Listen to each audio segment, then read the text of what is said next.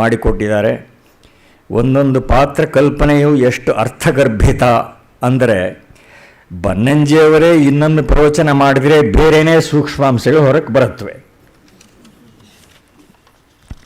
ಇನ್ನೊಂದು ವಿಶೇಷ, ವ್ಯಾಸರ ಹಾಗೆ ವಾಲ್ಮೀಕಿಗಳು ನೇರವಾಗಿ ಶಾಸನ ರೀತಿಯಲ್ಲಿ ಬೋಧನೆ ಮಾಡೋದಿಲ್ಲ.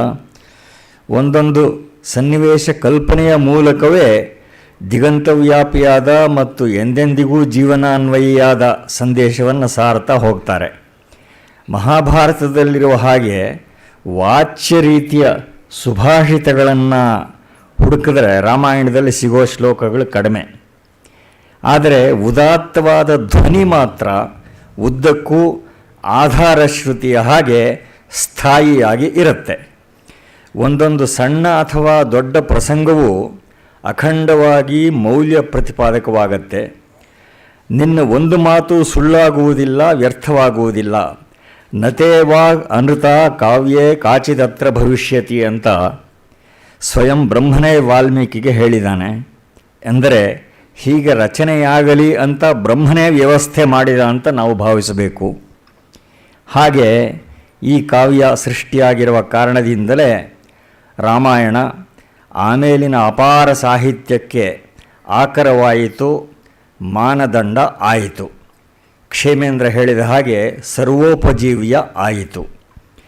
ಇದು ಅದ್ಭುತ ಲೋಕ ಹೌದು, ಆದರೆ ನಮ್ಮಲ್ಲಿ ಹೆಚ್ಚಿನವರಿಗೆ ಸಂಸ್ಕೃತ ಜ್ಞಾನ ಇಲ್ಲ, ಮನನಕ್ಕೆ ಇರಬೇಕಾದ ಶಾಸ್ತ್ರ ಸಿದ್ಧತೆಯೂ ಇಲ್ಲ.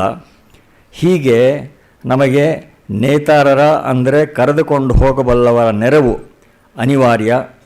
ಈ ಸ್ಥಿತಿಯಲ್ಲಿ ನಾನಿದ್ದೇನೆ ನಿಮಗೆ ಸಹಾಯ ಮಾಡೋದಕ್ಕೆ ಅಂತ ವಿದ್ಯಾವಾಚಸ್ಪತಿ ಬನ್ನಂಜೆ ಗೋವಿಂದಾಚಾರ್ಯರು ನಮ್ಮ ಬೆನ್ನಿಗೆ ನಿಂತಿದ್ದಾರೆ. ಈ ಮಟ್ಟದ ವ್ಯುತ್ಪನ್ನರು ದೇಶದಲ್ಲೇ ದುರ್ಲಭ ಅಂತ ಹೇಳಿದರೆ ಉತ್ಪ್ರೇಕ್ಷೆ ಅಲ್ಲ. ತಮ್ಮ ಮಾತಿನ ಮೂಲಕ, ಸತತ ಬರಹದ ಮೂಲಕ, ದೂರದರ್ಶನ ಮಾಧ್ಯಮದ ಮೂಲಕ ಆಚಾರ್ಯರು ಈ ಸಂಸ್ಕೃತಿ ಪ್ರಸಾರವನ್ನು ಅವಿಚ್ಛಿನ್ನವಾಗಿ ನಡೆಸಿದ್ದಾರೆ. This is his life mission. ಈ ಕೈಂಕರ್ಯವನ್ನು ಅವರು 4 ದಶಕಗಳಿಂದ ನಿರಂತರವಾಗಿ ಮಾಡಿದ್ದಾರೆ. ಈ ಪ್ರವಚನ ಪರ್ಯಾಯದಲ್ಲೂ ನಮ್ಮ ಪ್ರಾರ್ಥನೆಯಂತೆ ಸಂತೋಷದಿಂದ ಒಪ್ಪಿ ಉಡುಪಿಯಿಂದ ಇಲ್ಲಿಗೆ ಬಂದು ವ್ಯಾಖ್ಯಾನ ಸರಣಿ ನಡೆಸಿಕೊಟ್ಟು ನಮ್ಮ ಕೃತಜ್ಞತೆಗೆ ಪಾತ್ರರಾಗಿದ್ದಾರೆ. ಅವರಿಗೆ ಬೇಕಿಲ್ಲದಿದ್ದರೂ ನಮಗೆಲ್ಲ ಅಭಿಮಾನಾಸ್ಪದವೆನಿಸುವಂತೆ ಪದ್ಮಶ್ರೀ ಮನ್ನಣೆ ಅವರಿಗೆ ಇದೀಗ ಘೋಷಿತವಾಗಿದೆ. ಇದು ನಮಗೆಲ್ಲ ತುಂಬ ಆನಂದ ತಂದಿದೆ. ಇನ್ನೂ ಹೆಚ್ಚಿನ ಮನ್ನಣೆಗಳು ಮುಂದಿನ ದಿನಗಳಲ್ಲಿ ಅವರಿಗೆ ಸಲ್ಲಲಿ ಅಂತ ತಮ್ಮೆಲ್ಲರ ಪರವಾಗಿ, ಇಡೀ ಆಸ್ತಿಕ ಸಮಾಜದ ಪರವಾಗಿ ಹಾರೈಸ್ತೇನೆ. ಕಾರ್ಯಕ್ರಮದ ಅಂತ್ಯದಲ್ಲಿ ಪ್ರಾಯೋಜಕರು ಪ್ರಸಾದ ವಿತರಣೆಯ ವ್ಯವಸ್ಥೆ ಮಾಡಿದ್ದಾರೆ. ಎಲ್ಲರೂ ದಯವಿಟ್ಟು ಪ್ರಸಾದವನ್ನು ಸ್ವೀಕರಿಸಿ ತೆರಳಬೇಕು ಅಂತ ಪ್ರಾಯೋಜಕರ ಪರವಾಗಿ ಪ್ರಾರ್ಥನೆ ಮಾಡ್ತೇನೆ.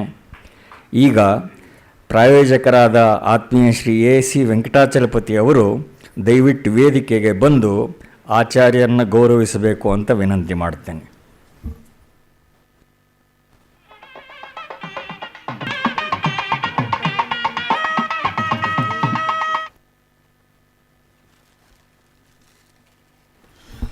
ನಮ್ಮ ಇನ್ನೋರ್ವ ಅಭಿಮಾನಿಗಳಾದ ಶ್ರೀ ಪತ್ತಿ ಪಾಂಡುರಂಗ ಅವರು ಗುರುವಂದನೆ ಸಲ್ಲಿಸ ಬಯಸ್ತಾರೆ.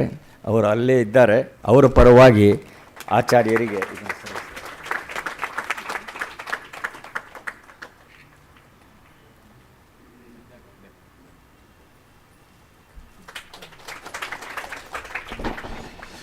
ನಮ್ಮ ಆತ್ಮೀಯ ಮಿತ್ರರಾದ ಶ್ರೀ HN ಆನಂದ್ ಅವರು ಆಚಾರ್ಯರಿಗೆ ಗೌರವ ಅರ್ಪಣೆ ಮಾಡೋದಕ್ಕೆ ಇಚ್ಛೆ ಪಡ್ತಾರೆ. ಅವರು ದಯವಿಟ್ಟು ವೇದಿಕೆಗೆ ಬರಬೇಕು ಅಂತ ಪ್ರಾರ್ಥನೆ ಮಾಡ್ತೀನಿ.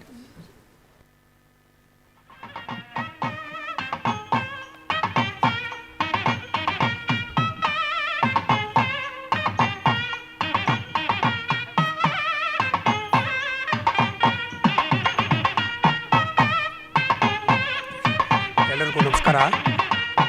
ಈ ಗೌರವಾರ್ಪಣೆ ಏನು ನಾನು ಮಾಡ್ತಾಯಿದ್ದೀನಿ, ಇದು ಬರೀ ನಮ್ಮ ವತಿಯಿಂದ ಅಲ್ಲ, ಇಲ್ಲಿ ಎಲ್ಲ ನೆರೆದಿರೋ ಅಧ್ಯಾತ್ಮ ಬಂಧುಗಳ ಪರವಾಗಿ, ಸೀತಾರಾಮ್ ಪರಿವಾರದ ಪರವಾಗಿ ಇದನ್ನು ಮಾಡ್ತಾ ಇದ್ದೀನಿ ಅಂತ ನಾನು ಅದನ್ನು ಮನಸ್ಸಿನಲ್ಲಿ ಅಂದ್ಕೊಂಡು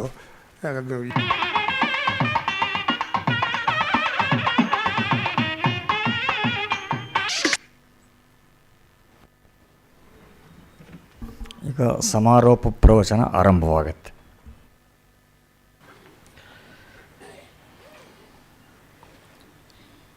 ಜಯತಿ ಪರಾಶರ ಸೂನು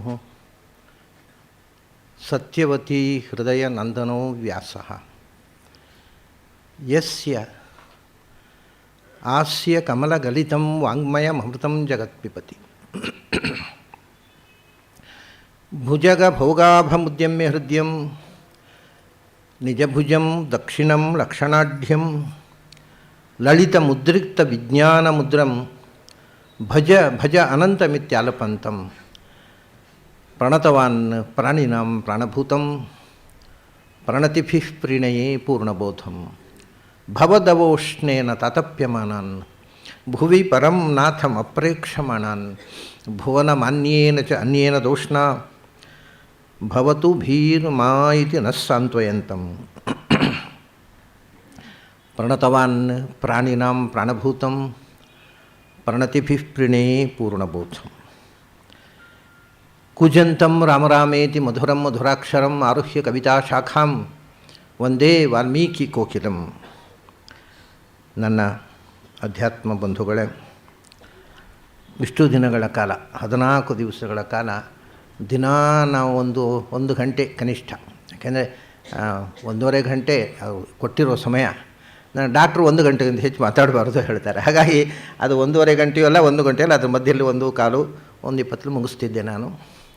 ವೈದ್ಯರ ಮಾತನ್ನು ಸ್ವಲ್ಪ ಕೇಳಬೇಕಾಗುತ್ತೆ. ಆದರೆ ವೈದ್ಯೋ ನಾರಾಯಣೋ ಹರಿಹಿ ಅಂತ ಅವನೊಬ್ಬ ದೊಡ್ಡ ವೈದ್ಯ ಇದ್ದೇ ಇದ್ದಾನೆ, ಅದರಿಂದ ಪೂರ್ತಿ ಹೆದರಬೇಕಾಗಿಲ್ಲ. ಹಾಗಾಗಿ ಸುಮಾರು ಕನಿಷ್ಠ 1 ಗಂಟೆಯ ಕಾಲ ನಾವೆಲ್ಲ ಒಟ್ಟಿಗಿರ್ತಿದ್ದೆವು. 1 ಗಂಟೆ ಕಾಲ ಇದೊಂದು ಬಾಂಧವ್ಯದ ಬೆಸತ. ಇವತ್ತು ಮತ್ತೆ ಅಗಲುವ ಕಾಲ, ಒಂದು ರೀತಿಯ ನೋವಿನ ಕ್ಷಣ, ಸಂತೋಷ ಮತ್ತು ನೋವು. ಅದು ನಮ್ಮನ್ನು ಇಷ್ಟು ಜನರನ್ನು ನಮ್ಮ ಬೆಸೆದದ್ದು ನೀವು ಇಷ್ಟು ಜನ ಇಲ್ಲಿ ಕೂತು ಕೇಳ್ತೀರಲ್ಲ, ಇದು ರಾಮಚಂದ್ರನ ಸೆಳೆತ, ರಾಮಾಯಣದ ಸೆಳೆತ, ವಾಲ್ಮೀಕಿಯ ಪ್ರತಿಭೆಯ ಸೆಳೆತ. ಆ ಕಾರಣದಿಂದ ಮೊದಲು ನಮ್ಮನ್ನೆಲ್ಲ ಒಟ್ಟು ಸೇರಿಸಲಿಕ್ಕೆ ಕಾರಣಪುರುಷನಾದಂಥ ಮಹಾಕವಿ ವಾಲ್ಮೀಕಿಗೆ ನಮ್ಮ ಅಭಿನಂದನೆಯನ್ನು ಸಲ್ಲಿಸೋಣ. ಇವತ್ತು ನಾನು ವಿಷಯ ಪ್ರಾರಂಭ ಮಾಡುವ ಮುಂಚೆ ನಾನು ಸಾಮಾನ್ಯವಾಗಿ ನಾನು ಎದುರು ಕೂಡಿಸಿಕೊಂಡು ಯಾರನ್ನು ಹೊಗಳೋಲ್ಲ. ನನ್ನ ಹೃದಯದಲ್ಲಿ ಪ್ರೀತಿ ಇರುತ್ತೆ ಅಷ್ಟೇ. ನಾನು ಈ ಸಂಸ್ಥೆಯನ್ನಾಗಲಿ ನಮ್ಮ ವೆಂಕಟಾಚಲಪತಿಯವರಿಗಾಗಲಿ ಅವರಿಗೆ ನನ್ನ ಮೇಲೆ ಎಷ್ಟು ಪ್ರೀತಿ ಇದೆ, ನನಗೆ ಅವರ ಮೇಲೆ ಎಷ್ಟು ಪ್ರೀತಿ ಇದೆ ಅನ್ನೋದು ನಮಗೆ ಗೊತ್ತಿದೆ. ಅದನ್ನು ಸಭೆಯಲ್ಲಿ ಘೋಷಣೆ ಮಾಡಿ ಬಹಿರಂಗ ಮತ್ತು ಒಮ್ಮೊಮ್ಮೆ ಎದುರು ಕೂಡಿಸಿ ಹೊಗಳೋದು ಅಂದರೆ ಒಂಥರ ಹಿಂಸೆ ಕೊಟ್ಟ ಹಾಗೆ. ಅದರಿಂದ ಎದುರು ಕೂಡಿಸಿ ಹೊಗಳೋದಕ್ಕಿಂತಲೂ ನಮ್ಮ ಹೃದಯ, ಅವರಿಗೆ ಗೊತ್ತಿದೆ ನನ್ನ ಹೃದಯದಲ್ಲಿ ಎಷ್ಟು ಅವ್ರ ಬಗ್ಗೆ ಪ್ರೀತಿ ಇದೆ ಅಂತ. ಅವ್ರ ಮನೆಯವರಿಗೆಲ್ಲ ಗೊತ್ತಿದೆ, ಅವರು ಎಷ್ಟು ನನ್ನ ಪ್ರೀತಿಸ್ತಾರೆ ಅನ್ನೋದು ನನಗೆ ಗೊತ್ತಿದೆ. ಈ ಸಂಸ್ಥೆ, ನಾನು ಹೇಳಿದೆ, ಇದು DVG ಅವರ ಕಾಲದಿಂದ ನನಗಿದ್ದ ಋಣ. ನಾನು ಮೊಟ್ಟ ಮೊದಲು ರಾಮಾಯಣ ಸಂಗ್ರಹ ರಾಮಾಯಣ ಅಂತ ಅನ್ನೋ ಪುಸ್ತಕ ಬರೆದಾಗ, ಮಧ್ವರಾಮಾಯಣ ಅನ್ನೋ ಪುಸ್ತಕ ಬರೆದಾಗ ಅದನ್ನು ಓದಿ ನೀವು ತುಂಬ ಚೆನ್ನಾಗಿ ಕನ್ನಡಕ್ಕೆ ಮಾಡಿದ್ದೀರಿ, ನಾನು ಸಣ್ಣ ಹುಡುಗ ಆವಾಗ, ನಿಮ್ಮನ್ನು ನೋಡಬೇಕು ನಾನು ಅಂತ ನನಗೆ ಮೊದಲು ಪತ್ರ ಬರೆದವರು DVG ಅವರು. ಹಾಗೆ DVGಯ ಋಣ ಅದು ಒಂಥರದ ಗುರುಪರಂಪರೆಯ ಋಣ. ಹೀಗೆ ಇದೆಲ್ಲ ಸಂಬಂಧದಿಂದ ನಾನು ಈ ವೇದಿಕೆಯಲ್ಲಿ ತಮ್ಮ ಮುಂದೆ ಪ್ರತಿ ವರ್ಷ, ಮುಂದಿನ ವರ್ಷ ಕೂಡ ಹೀಗೆ ಮಾಡೋಣ ಅಂತ ಹೇಳ್ತಾ ಇದ್ದಾರೆ.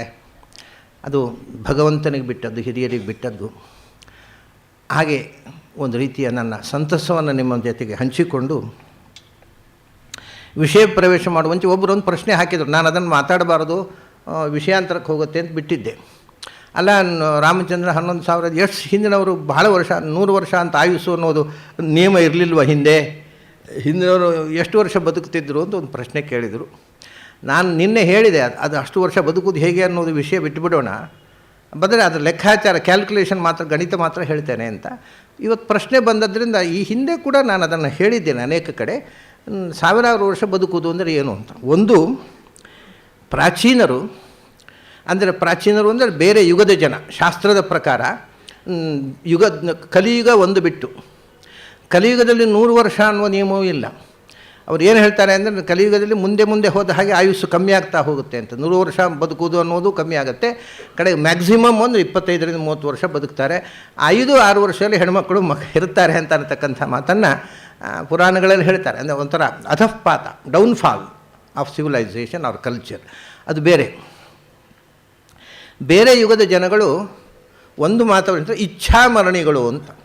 ಬದುಕಬೇಕು ಅಂತ ಬಯಸಿದರೆ ಎಕ್ಸ್ಟೆಂಡ್ ಆಗಬಹುದು ಲೈಫು, ಬೇಡ ಅಂದರೆ ಎಷ್ಟು ಬೇಗೂ ಸಾಯ್ಬೋದು. ಅದು ಸಾವು ಮತ್ತು ಬದುಕು ಅವರ ಇಚ್ಛೆಗೆ ಅಧೀನವಾಗಿತ್ತು. ಬದುಕುವುದು ಸಾಕಿನ್ನೊಂದು ಕಂಡ್ರೆ ಅವರು ತಮ್ಮ ಸ್ವಂತ ಇಚ್ಛೆಯಿಂದ ದೇಹತ್ಯಾಗ ಮಾಡ್ತಿದ್ದರು. ಇನ್ನು ಬದುಕಬೇಕು ಅನಿಸಿದರೆ ಎಷ್ಟು ಕಾಲವೂ ಬದುಕ್ತಿದ್ದರು.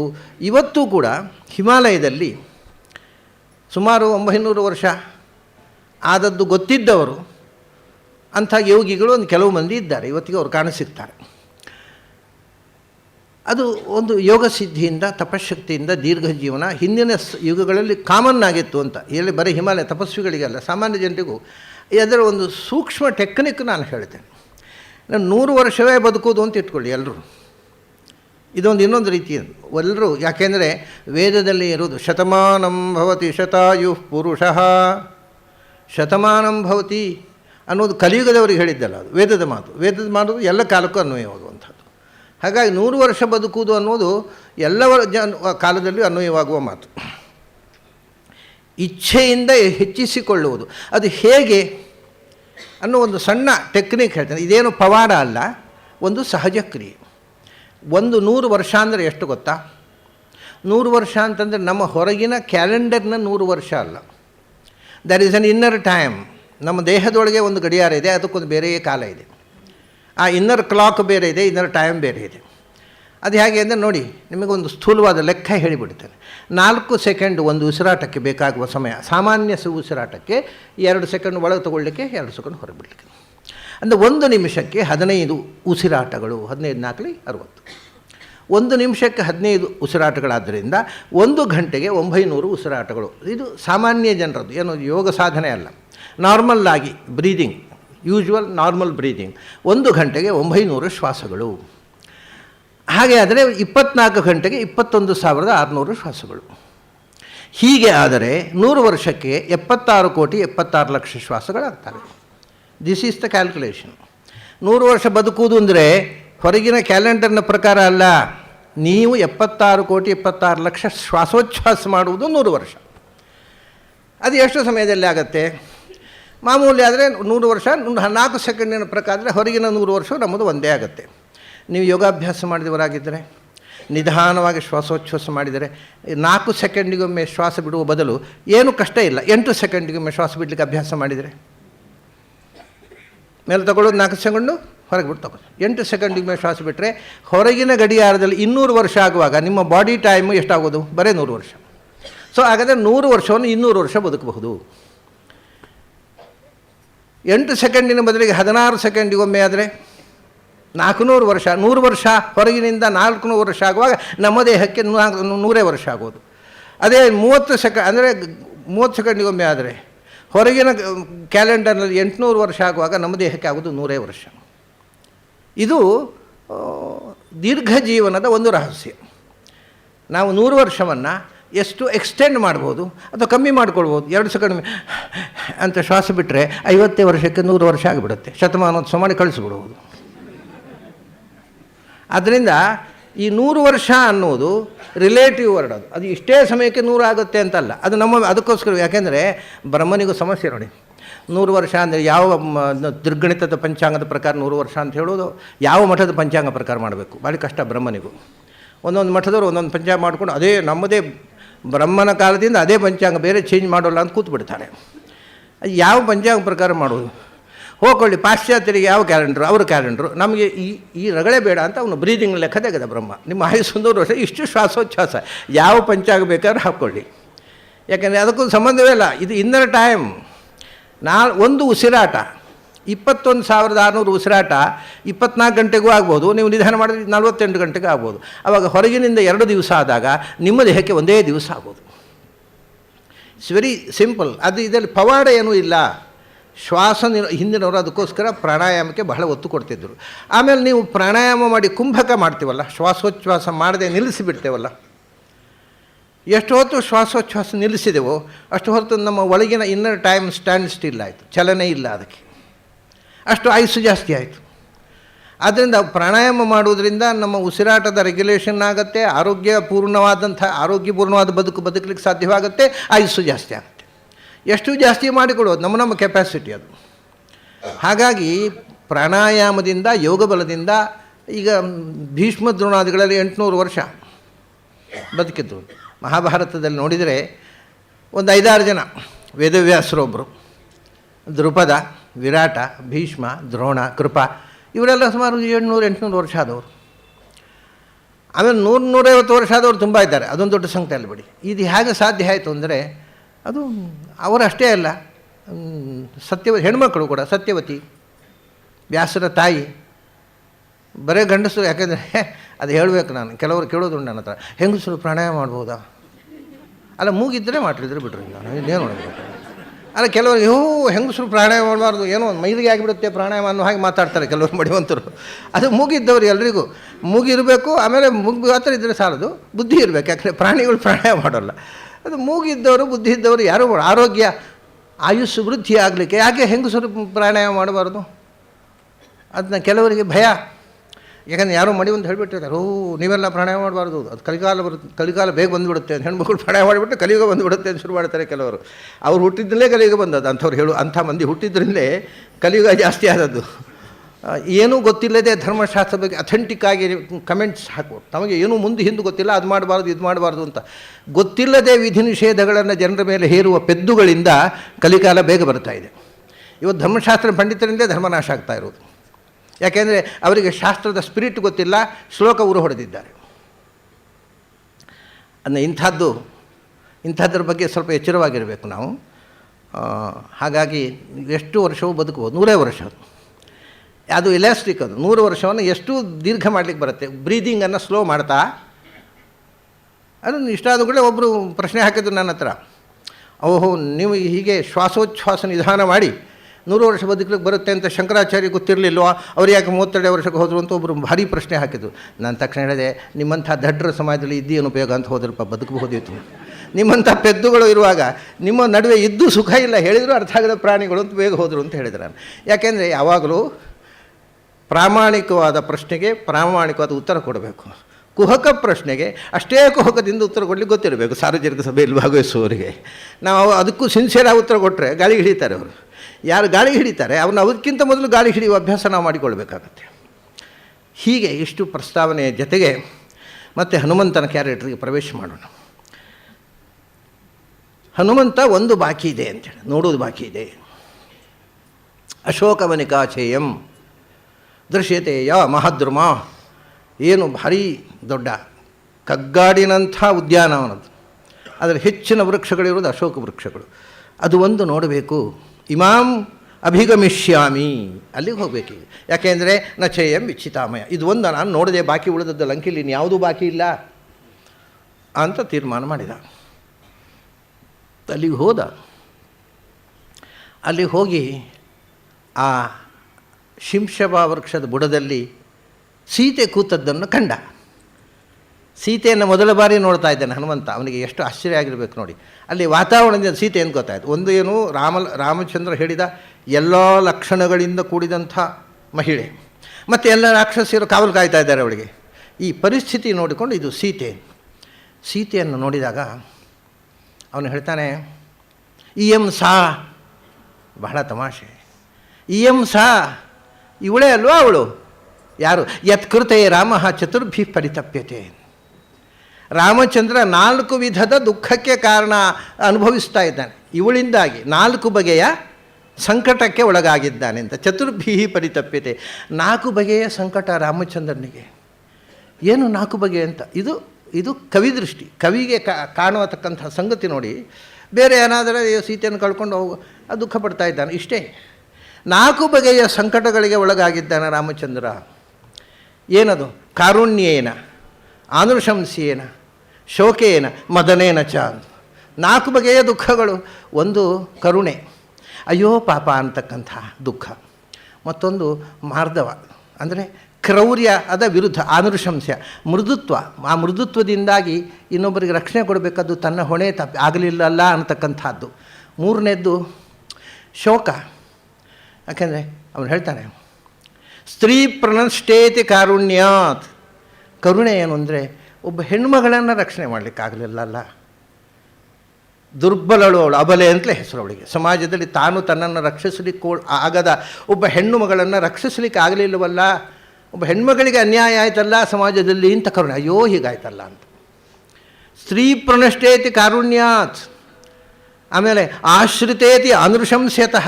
ಅದು ಯಾವುದೋ ಹೆಣ್ಣಲ್ಲ, ನಾನು ರಕ್ಷಿಸಬೇಕಾದ, ನನ್ನನ್ನು ಆಶ್ರಯಿಸಿಕೊಂಡಿದ್ದ ಹೆಣ್ಣನ್ನು ರಕ್ಷಿಸುವುದು ನನ್ನಿಂದ ಆಗಲಿಲ್ಲ ಅನ್ನುವುದು ಅವನಿಗೆ ಮತ್ತೊಂದು ದುಃಖ ಅಂತ. ಅವನ ಆ ಹಂತಗಳು ನೋಡಿ. ಯಾವುದೇ ಹೆಣ್ಣು ಎಲ್ಲಿಯೋ ಒಂದು ಹೆಣ್ಣಿಗೆ ಕಷ್ಟ ಆಯಿತು ಅಂತಂದರೆ ಅವನಿಗೆ ದುಃಖ ಆಗ್ತಿತ್ತು. ಇದು ಜನರಲ್. ಅದರಲ್ಲಿಯೂ ಇದು ನನ್ನನ್ನು ಆಶ್ರಯಿಸಿಕೊಂಡು ನನ್ನನ್ನು ನಂಬಿ ಬಂದ ಹೆಣ್ಣನ್ನು ನಾನು ರಕ್ಷಿಸಲಿಲ್ಲವಲ್ಲ ಅನ್ನೋದು ಅನುಶಂಸೆ. ನನ್ನನ್ನು ಆಶ್ರಯಿಸಿಕೊಂಡು ಬಂದು ಅಷ್ಟೇ ಅಲ್ಲ, ಪತ್ನಿಯನ್ನಷ್ಟೇತಿ ಶೋಕೇನ. ಅದರ ಜೊತೆಗೆ ದುಃಖ ಏನು ಅಂದರೆ ನಾನು ಕೈ ಹಿಡಿದ ಹೆಣ್ಣನ್ನು ನಾನು ಕಳ್ಕೊಂಡೇನಲ್ಲ ಅನ್ನೋದು ಮೂರನೇ ದುಃಖ. ಮೊದಲನೇದ್ದು ಹೆಣ್ಣು ಅನ್ನೋದೇ ಒಂದು ಅವನ ಸಂಕಟ. ನನ್ನನ್ನು ಆಶ್ರಯಿಸಿದ ಹೆಣ್ಣು ಅನ್ನೋದು ಎರಡನೇ ದುಃಖ ಕಾರಣ. ನನ್ನ ಆಶ್ರಯಿಸಿ ಇರುವ ಯಾವುದೋ ಹೆಣ್ಣಲ್ಲ, ನಾನು ಕೈ ಹಿಡಿದ ಹೆಣ್ಣು ಅನ್ನೋದು ಮೂರನೇದು. ಕೈ ಹಿಡಿದ ಹೆಣ್ಣು ಅಷ್ಟೇ ಅಲ್ಲ, ನಾನು ಪ್ರೀತಿಸಿದ ಹೆಣ್ಣು ಅನ್ನೋದು ನಾಲ್ಕನೇದು. ಅಂತ ಅಂದರೆ ಪ್ರೀತಿಸಿದ ಕೈ ಹಿಡಿದವರು ಇರ್ತಾರೆ ಅಂತ ಅರ್ಥ ಆಯಿತು. ಕೈ ಹಿಡಿದು ಪ್ರೀತಿಸದವರು, ಪ್ರೀತಿಸಿದ ಕೈ ಹಿಡಿದ. ಪತ್ನಿಯನ್ನಷ್ಟೇತಿ ಶೋಕೇನ, ಹೆಂಡತಿಯನ್ನು ಕಳ್ಕೊಂಡೆ ಅನ್ನೋದು ಮೂರನೇ ದುಃಖ. ಆಮೇಲೆ ನಾಲ್ಕನೇದ್ದು ಅದು ಕಾಮದ ದುಃಖ. ಯಾಕೆಂದರೆ ಪ್ರಿಯೇತಿ ಮದನೇನತೆ, ನಾನು ಪ್ರೀತಿಸಿದ ಹೆಣ್ಣನ್ನು ಕಳ್ಕೊಂಡೇನಲ್ಲ ಅನ್ನೋದು ನಾಲ್ಕನೇ ದುಃಖ ಅಂತ. ಆ ದುಃಖದ 4 ಮಜಲುಗಳನ್ನು ಹೇಳ್ತಾನೆ ನೋಡಿ. ಇದು ಸೈಕೋ ಅನಾಲಿಸಿಸ್. ಇದೊಬ್ಬ ಕವಿಗೆ ಕಾಣತಕ್ಕಂಥದ್ದು. ಒಬ್ಬ ಹೆಣ್ಣು ಅನ್ಯಾಯಕ್ಕೊಳಗಾದಳು ಅನ್ನೋದು ಮೊದಲನೇ ದುಃಖ. ಆ ಹೆಣ್ಣು ನಾನು ರಕ್ಷಿಸಬೇಕಾದ ಹೆಣ್ಣು ನನ್ನಿಂದ ರಕ್ಷಿಸಲಿಕ್ಕೆ ಆಗಲಿಲ್ಲ ಅನ್ನೋದು ಎರಡನೇ ದುಃಖ. ನಾನು ರಕ್ಷಿಸಬೇಕಾದ ಯಾವುದೋ ಹೆಣ್ಣಲ್ಲ, ನಾನು ಕೈ ಹಿಡಿದ ಹೆಣ್ಣು. ಅದಕ್ಕಿಂತ ಒಂದಕ್ಕಿಂತ ಒಂದು ಗಾಢ ಹಾಕ್ತಾ ಹೋಗ್ತಾನೆ. ಬರೀ ಯಾವುದೇ ಹೆಣ್ಣನ್ನು ರಕ್ಷಿಸಬೇಕು, ನಮ್ಮ ಆಶ್ರಯದಲ್ಲಿರೋ ಹೆಣ್ಣನ್ನು ಅದಕ್ಕಿಂತ ಹೆಚ್ಚು.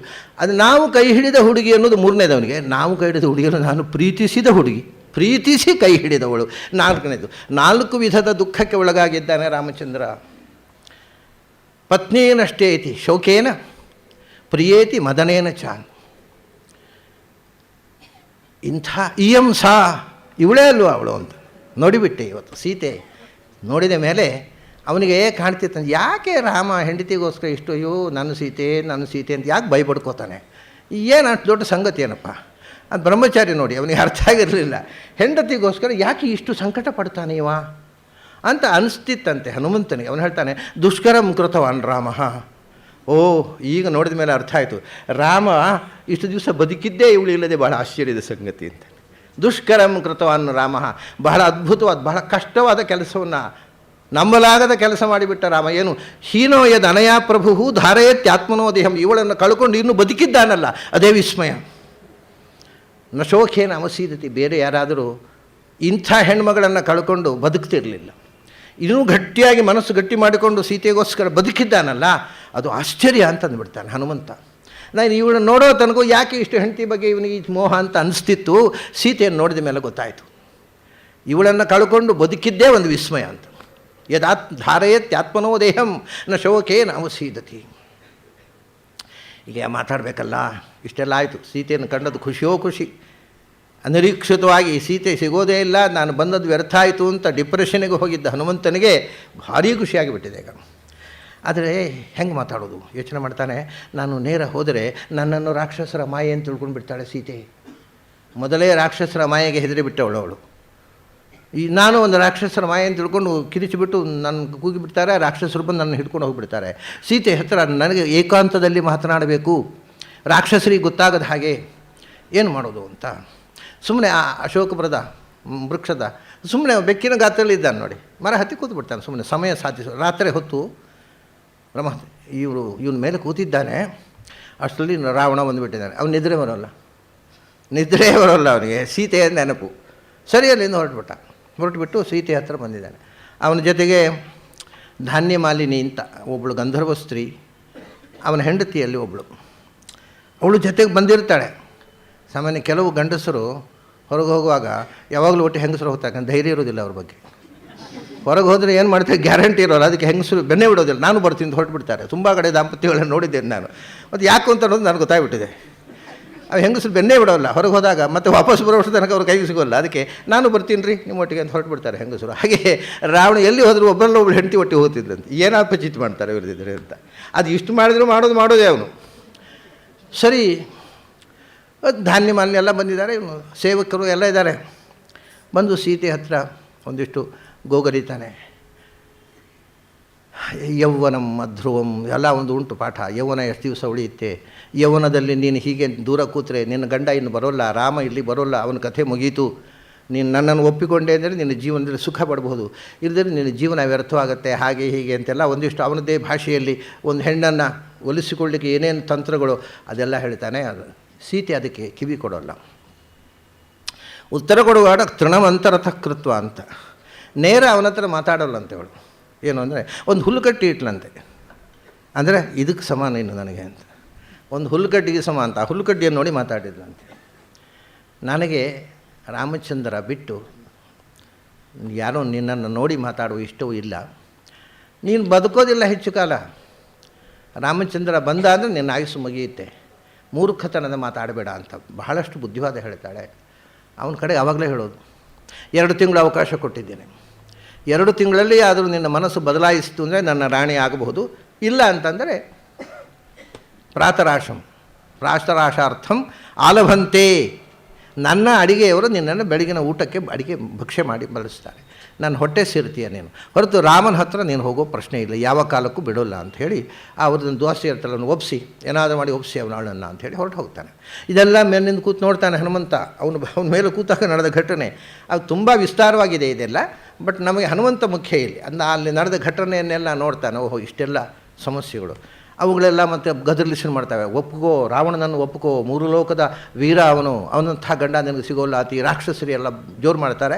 ಅದನ್ನು ನೋಡ್ತಾ ಇದ್ದಾನೆ.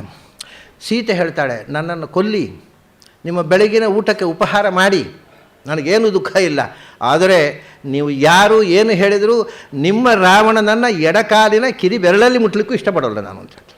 ಅಸಹ್ಯ ಆಗತ್ತೆ ನನಗೆ, ಅವನು ನೋಡಿದರೆ ಹೇಸಿಗೆ ಆಗತ್ತೆ. ಯಾರು ಇಷ್ಟಪಡ್ತಾರೆ ಅವನನ್ನು, ಅಂಥ ಕೊಳಕನನ್ನು? ನನಗೆ ಬೇಡ. ಸರಿ, ಅಷ್ಟಾಗ ಅವು ಮತ್ತು ಜೋರು ಮಾಡ್ತವೆ, ನೀನು ಇವತ್ತೇ ಅಡುಗೆ ಮಾಡಿಬಿಡ್ತೇವೆ, ಹಾಗೆ ಹೀಗೆ ಅಂತೆಲ್ಲ ಗದರಿಸ್ತವೆ. ಅಲ್ಲಿ ಒಬ್ಬಳು ತ್ರಿಜಟೆ ಅಂತ ಇರ್ತಾಳೆ. ನಾನು ಮೊನ್ನೆ ಹೇಳಿದ್ದೆ, ಅವಳು ಸೀತೆಗೆ ಮಾಡಿದ ಸೇವೆಯ ಫಲವಾಗಿ ಮುಂದೆ ಕೃಷ್ಣ ಅವತಾರದಲ್ಲಿ ಕೃಷ್ಣನ ತಂಗಿಯಾಗಿ ಹುಟ್ಟಿದ್ಲು ಅವಳು, ಸುಭದ್ರೆಯಾಗಿ. ತ್ರಿಜಟೆ ಬೈತಾಳೆ ಆ ರಾಕ್ಷಸ ಸ್ತ್ರೀಯರನ್ನು, ಗದರಬೇಡಿ ಸೀತೆಗೆ, ಸೀತೆ ಅಂಥಿಂಥವಳಲ್ಲ, ಅವಳಿಗೆ ಮುಂದೆ ಶುಭದ ಕಾಲ ಸನ್ನಿಹಿತವಾಗಿದೆ, ಲಂಕೆಗೆ ಅಪಾಯ ಸನ್ನಿಹಿತವಾಗಿದೆ. ಈಗ ಅಪಾಯ ಇರೋದು ಅವಳಿಗಲ್ಲ, ನಮಗೆ. ಸುಮ್ಮನೆ ಅವಳನ್ನು ಗದರಬೇಡಿ. ಯಾಕೆ ಏನು ಕಥೆ ಅಂತ ಕೇಳ್ತಾವೆ. ನನಗೊಂದು ಕನಸು ಬಿತ್ತು. ಕನಸಿನ ಒಂದು ವಿಚಿತ್ರ ಸಂಗತಿಯನ್ನು ಹೇಳ್ತಾರೆ. ಅದರಲ್ಲಿ ಏನು ಕನಸು ಬಿತ್ತು ಅಂದರೆ, ರಾಮಚಂದ್ರ ಬಿಳಿಯ ಆನೆಯ ಮೇಲೆ, ಬೆಳ್ಳಗಿನ ಬಟ್ಟೆ ಉಟ್ಟುಕೊಂಡು ಬಿಳಿಯ ಆನೆಯ ಮೇಲೆ ಕೂತು ಬಂದ. ಸೀತೆ ಬೆಳ್ಳಗಿನ ಸೀರೆ ಉಟ್ಟುಕೊಂಡು ಆ ರಾಮಚಂದ್ರನ ಪಕ್ಕದಲ್ಲಿ ಆನೆಯ ಮೇಲೆ ಕೂತು ಹೊರಟು ಹೋದ್ಲು ಅಂತ ನನಗೆ ಕನಸು ಬಿತ್ತು. ಕನಸಿನಲ್ಲಿ ಬಿಳಿ ಕಂಡ್ರೆ ಮಂಗಳ, ಅದು ಶುಭ. ಅದನ್ನು ಸೀತೆಗೆ ಸದ್ಯದಲ್ಲೇ ಗಂಡನ ಸಮಾಯೋಗ ಆಗುತ್ತೆ, ಪತಿಯ ಜೊತೆಗೆ ಅವಳು ಮರಳುತ್ತಾಳೆ. ಅಷ್ಟೇ ಅಲ್ಲ, ಲಂಕೆಗೆ ಆಪತ್ತು ಕಾತಿದೆ. ಯಾಕೆಂದರೆ ನನಗೆ ನೋಡಿ, ಈ ಕನಸಿನ ಭಾಷೆಯಲ್ಲಿ ಬಹಳ ಮುಖ್ಯವಾದ್ದು ಕಲರ್ಸ್ ಆ್ಯಂಡ್ ಡೈರೆಕ್ಷನ್ಸ್. ರಾಮಚಂದ್ರ ಪೂರ್ವಾಭಿಮುಖವಾಗಿಯೋ ಉತ್ತರಾಭಿಮುಖವಾಗಿಯೋ ಹೋದ. ಬಿಳಿ ಬಣ್ಣದ ಆನೆ, ಬಿಳಿ ಬಟ್ಟೆ, ಸೀತೆ ಬಿಳಿ ಉಟ್ಟುಕೊಂಡಿದ್ದ, ರಾಮನು ಬಿಳಿ ಬಣ್ಣದ ಬಟ್ಟೆ ಉಟ್ಟುಕೊಂಡಿದ್ದ, ಆನೆಯು ಬಿಳಿ ಇತ್ತು, ದಿಕ್ಕು ಪೂರ್ವ ಅಥವಾ ಉತ್ತರ. ಕನಸಿನಲ್ಲಿ ಒಂದು ವಿಶೇಷ ಏನು ಅಂದರೆ, ಯಾವತ್ತಾದರೂ ಕನಸಿನಲ್ಲಿ ನೀವು ಪೂರ್ವಕ್ಕೆ ಅಥವಾ ಉತ್ತರಕ್ಕೆ ಹೋಗುವುದು ಅಥವಾ ನೋಡುವುದು ಏನಿದ್ರೂ ಅದು ಒಳ್ಳೆಯದು. ಕನಸಿನಲ್ಲಿ ದಕ್ಷಿಣ ಅಥವಾ ಪಶ್ಚಿಮ ಅನ್ನೋದು ಅಷ್ಟು ಒಳ್ಳೆಯದಲ್ಲ. ಡೈರೆಕ್ಷನ್ಸ್, ಬಣ್ಣ, ಬಿಳಿ ಯಾವುದು ನೋಡಿದರೂ ಒಳ್ಳೆಯದು. ಕೆಂಪು, ಒಳ್ಳೆಯ ತಾವರೆ ಹೂ ನೋಡಿದರೂ ಒಳ್ಳೆಯದಲ್ಲ. ಕೆಂಪು ತಾವರೆ ಹೂ ನೋಡಿದರೆ ತಕ್ಷಣ ಡಾಕ್ಟ್ರ್ ಹತ್ರ ಪರೀಕ್ಷೆ ಮಾಡಿಸೋದು ಒಳ್ಳೆಯದು. ಒಳಗಿನಿಂದ ಏನೋ ಪ್ರಾಬ್ಲಮ್ ಇದೆ, ಅಪಾಯ ಇದೆ, ಆರೋಗ್ಯಕ್ಕೆ ಅಪಾಯ ಇದೆ. ಕೆಂಪು ಬಣ್ಣ ಅನ್ನೋದು ಯಾವಾಗಲೂ ಅಪಾಯ ಸೂಚಕ, ಬಿಳಿ ಬಣ್ಣ ಅನ್ನೋದು ಮಂಗಳ ಸೂಚಕ. ಅವಳು ಹೇಳ್ತಾಳೆ, ರಾವಣ ದಕ್ಷಿಣಾಭಿಮುಖವಾಗಿ ಹೋದ, ಇವನು ಪೂರ್ವಕ್ಕೆ ಹೋದರೆ, ಪೂರ್ವಕ್ಕೆ ರಾವಣ ಒತ್ತು ಕೊಟ್ಟು ಹೋದರೆ, ರಾವಣ ದಕ್ಷಿಣಾಭಿಮುಖ ಹೋಗ್ತಾ ಇದ್ದಾನೆ. ಹೋಗುವಾಗ ಕೆಂಪು ಪಟ್ಟೆ ಉಟ್ಕೊಂಡಿದ್ದಾನೆ, ಕೆಂಪು ಕರವೀರದ ಮಾಲೆ ಹಾಕ್ಕೊಂಡಿದ್ದಾನೆ. ಆಮೇಲೆ ಇವನು ಆನೆ ಮೇಲೆ ಹೋದರೆ ಅವನು ಕತ್ತೆ ಮೇಲೆ ಕೂತು ಹೋಗ್ತಾ ಇದ್ದಾನೆ. ಹೋದ ದಕ್ಷಿಣಕ್ಕೆ ಹೋದ, ಎದುರಿನಲ್ಲಿ ಒಂದು ಸಗಣಿಯ ರಾಶಿ ಇತ್ತು, ಗೋಮಯದ ರಾಶಿ. ಆ ರಾಶಿಗೆ ಬಿದ್ದ. ಇದು ನಾನು ಕಂಡ ಕನಸು. ಕನಸಿಗೆ ಮೀನಿಂಗ್ ಇದೆ, ಕನಸು ವ್ಯರ್ಥ ಆಗೋದಿಲ್ಲ. ಅದು ಆಗುವಂಥ ಸಂಗತಿಯನ್ನು, ಮುಂದೆ ಆಗುವ ಸಂಗತಿಯನ್ನು ದೈವ ನಮಗೆ ಇಂಡಿಕೇಟ್ ಮಾಡತಕ್ಕಂಥ ಒಂದು ಪ್ರೋಸೆಸ್ ಅದು. ಸ್ವಪ್ನ ದೇವರು ಸುಮ್ಮನೆ ಬೇರೆ ಕೆಲಸ ಇಲ್ಲ ಅಂತ ಕನಸು ಕಾಣಿಸುವುದಲ್ಲ.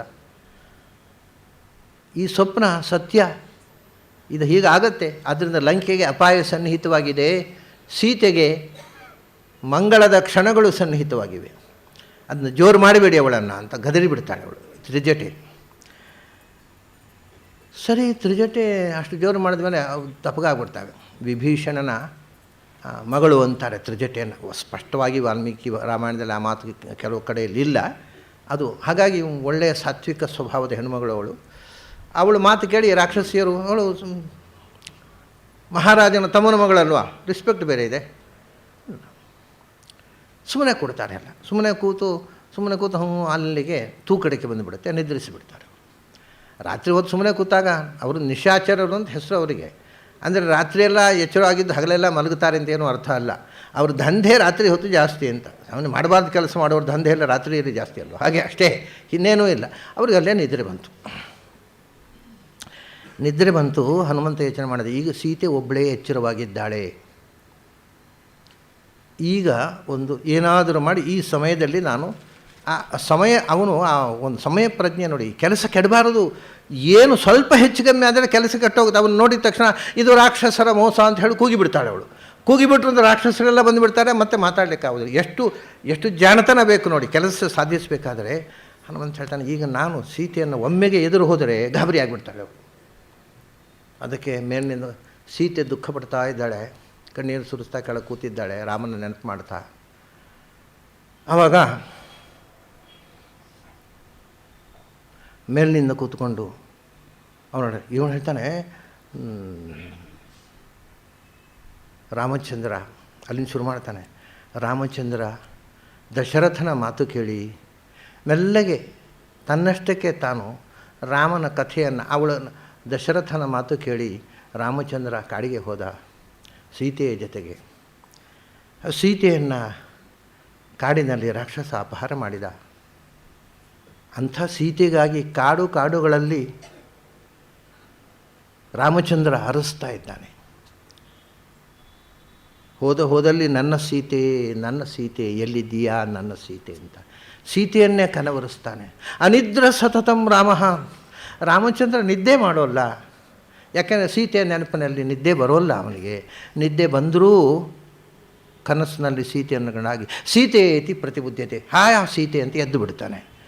ಇಷ್ಟು ಸೀತಾಮಯವಾಗಿ ಆತ ಸಂಕಟ ಪಡ್ತಾ ಇದ್ದಾನೆ. ಯಾಂ ಕಪೀನಾಂ ಸಹಸ್ರಾಣಿ ಸುಬಹೂನಿ ಅಯುತಾನಿ ಚ ದಿಕ್ಷು ಸರ್ವಾಸು ಮಾರ್ಗಂತೆ ಸೇಯಮಸಾದಿತ ಮಯ. ಯಾರನ್ನ ಸಾವಿರ ಕಪಿಗಳು ಪ್ರಪಂಚದ ಮೂಲೆಯಲ್ಲಿ ದಿಕ್ಕುಗಳಲ್ಲಿ ಹುಡುಕ್ತಾ ಇದ್ದಾರೋ ಅಂಥ ಸೀತೆ ನನಗೆ ಕಾಣಸಿಕ್ಕಿದಳು. ರಾಮಚಂದ್ರ ಸೀತೆಯನ್ನು ಹುಡುಕ್ತಾ ಇದ್ದಂಥ ಸಾರ್ಥಕ ಆಯಿತು, ರಾಮನಿಗೆ ಜಯವಾಗಲಿ ಅಂತ ಮೆಲ್ಲಗೆ ತಾನು ರಾಮಚರಿತೆಯನ್ನು ಗಾನ ಮಾಡ್ತಾ ಕೊಡ್ತಾನೆ ಮೇಲಿನಿಂದ. ಇದು ಕೇಳಿದಾಗ ಜಾನಕಿ ಚಾಪಿ ತಚ್ಛ್ರುತ್ವ, ಲಂಕೆಯಲ್ಲಿ ರಾಮನು ಗುಣಗಾನ ಮಾಡತಕ್ಕಂಥ ಸಂಗತಿ ಯಾರಪ್ಪ ಇದು ಅಂತ ಒಮ್ಮೆಗೆ ಅವಳ ಮನಸ್ಸಿನಲ್ಲಿ ಆದರ ಹುಟ್ಟಿ ಹೋಯಿತು. ಜಾನಕಿ ಚಾಪಿ ತಚ್ಛ್ರುತ್ವ ವಿಸ್ಮಯಂ ಪರಮಂಗತ, ಆಶ್ಚರ್ಯ ಆಗೋಯ್ತಂತೆ, ಆನಂದ ಮತ್ತು ವಿಸ್ಮಯ. ಯಾರಪ್ಪ ಈ ರಾಕ್ಷಸದ ನಾಡಿನಲ್ಲಿ ರಾಮನ ಗುಣಗಾನ ಮಾಡುವರು, ಮತ್ತು ನನ್ನ ಕಥೆಯನ್ನು ಸಮಗ್ರವಾಗಿ ಜಿಂಕೆ ಬಂದದ್ದು, ಅದು ಓಡಿಸಿಕೊಂಡು ಹೋದದ್ದು, ಆಮೇಲೆ ಇಡೀ ಕಥೆಯನ್ನು ತದ್ವತ್ತಾಗಿ ನಿರೂಪಣೆ ಮಾಡ್ತಾ ಇದ್ದಾನೆ. ಯಾರಪ್ಪ ಇವನು ರಾಕ್ಷಸರ ನಾಡಿನಲ್ಲಿ ಬಂದು ರಾಮನ ಗುಣಗಾನ ಮಾಡುವ ಅಂತ ವಿಸ್ಮಯಂ ಪರಮಂಗತ. ಉನ್ನಮ್ಯ ವದನಂ ಭೀರುಹು ಶಿಂಶಪ ವೃಕ್ಷಮೈಕ್ಷತ ಅಂತ ಹೆದರ್ತಾ ಕಣ್ಣು ಮೇಲೆತ್ತಿ ಮೋರೆ ಮೇಲೆ ಮಾಡಿ ಆ ಮರದ ಮೇಲೆ ನೋಡಿದ್ಲಂತೆ. ನೋಡಿದ್ರೆ ಒಂದು ಸಣ್ಣ ಕೋತಿ ಕೂತು ಹಾಡ್ತಾ ಇದೆ. ಬಹಳ ಆಶ್ಚರ್ಯ ಆಯಿತು. ಅವಳ ಮೇಲೆ ಆ ಅಭಿಮಾನದಿಂದ ರಾಮನ ಗುಣಗಾನ ಮಾಡುವ ಯಾರು ಅಂತ ನೋಡಿದ್ಲಲ್ಲ, ಅದೇ ಸಮಯ ನೋಡ್ಕೊಂಡು ಮೆಲ್ಲ ಮರದಿಂದ ಕೆಳಕ್ಕಿಳಿದು ವೈದೇಹಿ ಕುಶಲೀ ರಾಮ ಕೌಶಲಂ ತ್ವಾಮ ಪೃಚ್ಛತ ತ್ವಾಂಚ ಕೌಶಲಂ ಇಚ್ಛತಿ. ನಿನಗೆ ನಿನ್ನ ಕುಶಲವನ್ನು ಕೇಳಿದ್ದಾನೆ ರಾಮಚಂದ್ರ. ರಾಮಚಂದ್ರನೂ ಕ್ಷೇಮವಾಗಿದ್ದಾನೆ. ನೋಡಿ, ನಾನು ಅನುವಾದ ಮಾಡಿದ ಹಾಗೆ ವಾಲ್ಮೀಕಿ ಹೇಳಲಿಲ್ಲ. ನಾನು ರಾಮಚಂದ್ರನೂ ಕ್ಷೇಮವಾಗಿದ್ದಾನೆ ಅಂತ ಹೇಳಿದೆ. ವಾಲ್ಮೀಕಿ ಹಾಗೆ ಹೇಳೋಲ್ಲ. ಅದು ಕವಿಗಳ ಸಮಯ ಕ್ರಮ. ಅದು ಏನು ಅಂದರೆ ಹಾಗೆ ಹೇಳಬಾರ್ದಂತೆ. ರಾಮಚಂದ್ರ ಕ್ಷೇಮವಾಗಿದ್ದಾನೆ ಅಂತ ಹೇಳಬಾರ್ದು, ಮತ್ತು ಕ್ಷೇಮವಾಗಿದ್ದಾನೆ ರಾಮಚಂದ್ರ ಅಂತ. ಯಾಕೆಂದರೆ ಮೊದಲು ಕ್ಷೇಮ ಶಬ್ದ ಬರಬೇಕು. ರಾಮಚಂದ್ರ ಹೌದು ಏನು ರಾಮಚಂದ್ರ ಏನು ಅಂತ ಒಂದು ಸರ್ತಿ ಗಾಬರಿ ಆಗಬೇಡಿ. ಆಮೇಲೆ ಇಲ್ಲೆಲ್ಲ ಗಾಬರಿ ಆಗಬೇಡಿ, ಕ್ಷೇಮವಾಗಿದ್ದಾನೆ ಅಂತ ಹಾಗೆ ಹೇಳಬಾರ್ದು. ಯಾಕೆಂದರೆ ಮೊದಲು ಒಮ್ಮೆ ಗಾಬರಿ ಹುಟ್ಟಿಸಿ ಆಮೇಲೆ ಹೇಳುವುದಲ್ಲ. ಫಸ್ಟಿಗೆ ಏನು ಹೇಳಬೇಕು ಅಂದರೆ ಕ್ಷೇಮವಾಗಿದ್ದಾನೆ ರಾಮಚಂದ್ರ. ಅವಾಗ ಏನು ಗಾಬರಿ ಇಲ್ಲ. ಮೊದಲೇ ರಾಮಚಂದ್ರ ಹೇಳಿದ ಒಳ್ಳೆ ಗಾಬರಿ ಆಗಬೇಡಿ. ಏನಾಯಿತು ರಾಮಚಂದ್ರ ಅಂದರೆ ಗಾಬರಿ ಆಗಬೇಡಿ ಕ್ಷೇಮವಾಗಿದ್ದಾನೆ ಮತ್ತೆ ಹೇಳೋದಲ್ಲ. ಅದರ ಕುಶಲ ವೈದೇಹಿ ಕುಶಲೀ ರಾಮಚಂದ್ರ ಕ್ಷೇಮವಾಗಿದ್ದಾನೆ, ನಿನ್ನ ಕ್ಷೇಮವನ್ನು ವಿಚಾರಿಸಿದ್ದಾನೆ.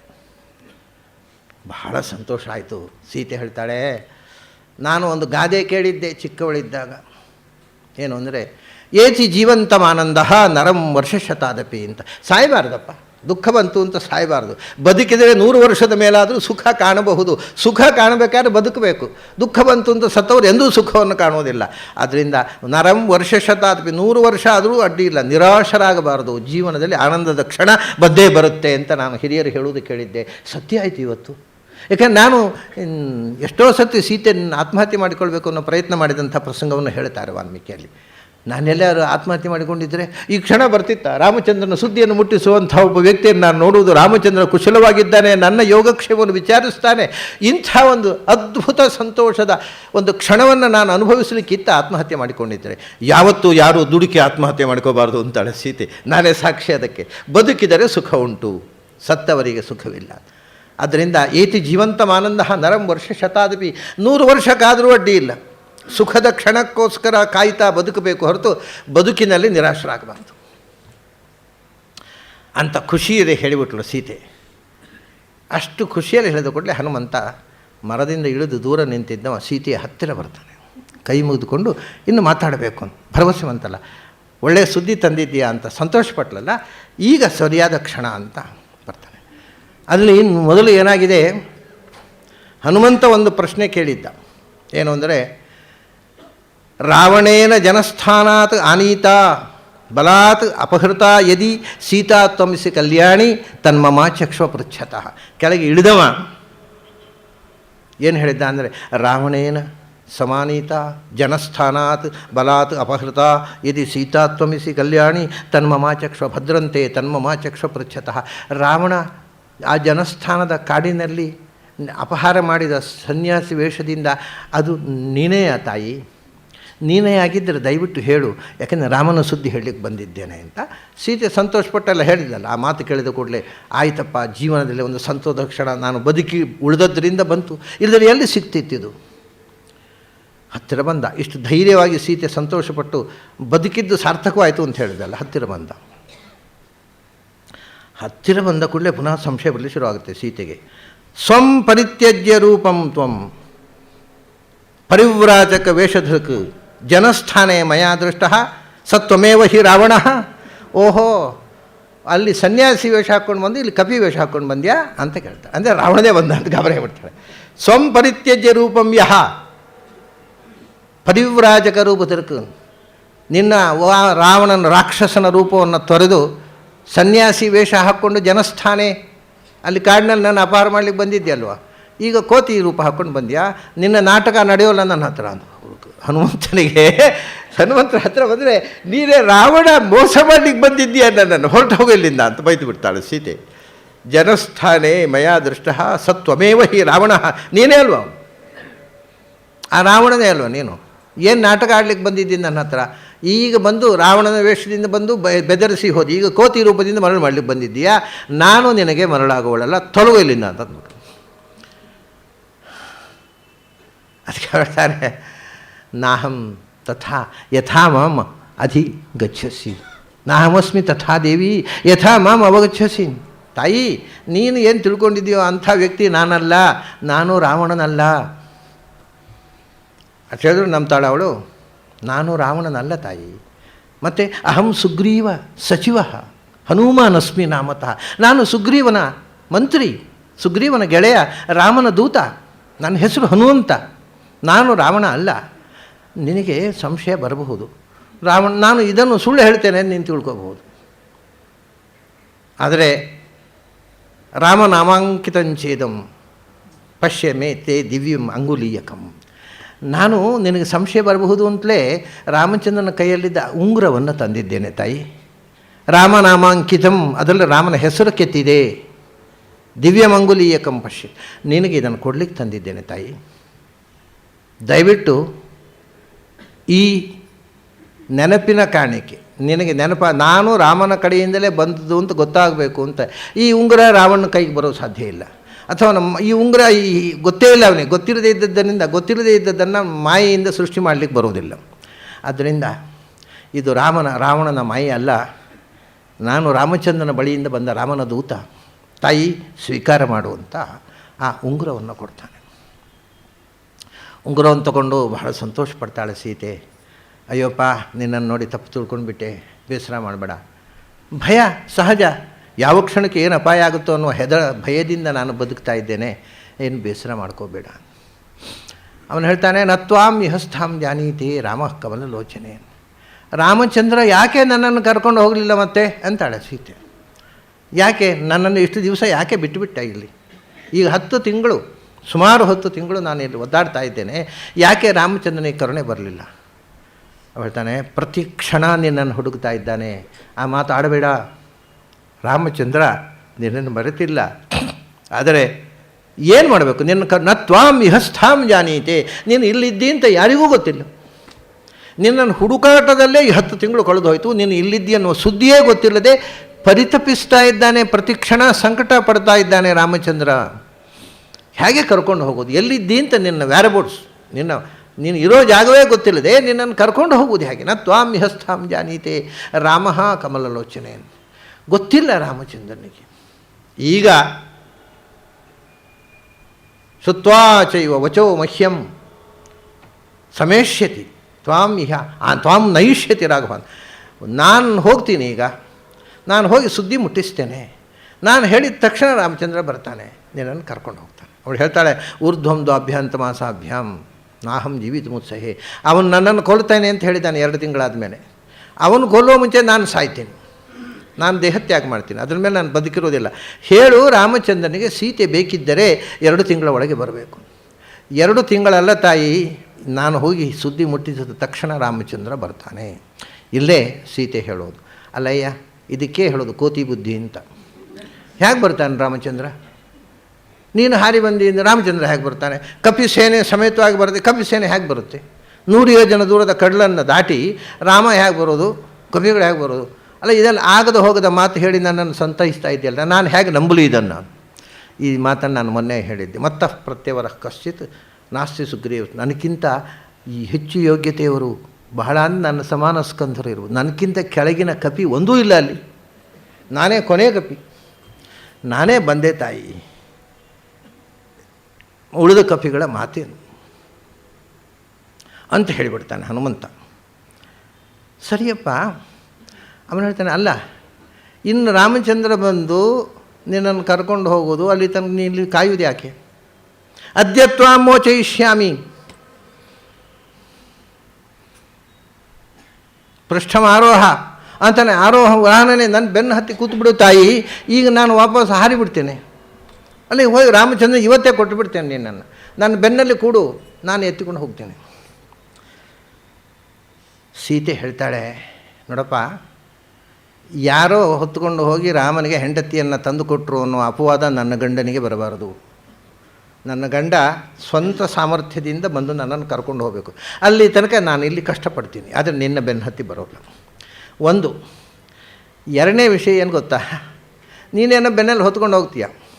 ತಮಾಷೆ ಮಾಡ್ತಾಳೆ ಸೀತೆ. ನೀನು ಹಾರೋ ಎಲ್ಲಾರು ಬೆನ್ನಿನ ಜಾರಿ ಸಮುದ್ರಕ್ಕೆ ಬಿದ್ದುಬಿಟ್ರೆ ನಾನು ರಾಮನಿಗೂ ಇಲ್ಲ ಏನಿಲ್ಲ, ನನ್ನ ಕಥೆ ದುರಂತ ಆಗುತ್ತಾ?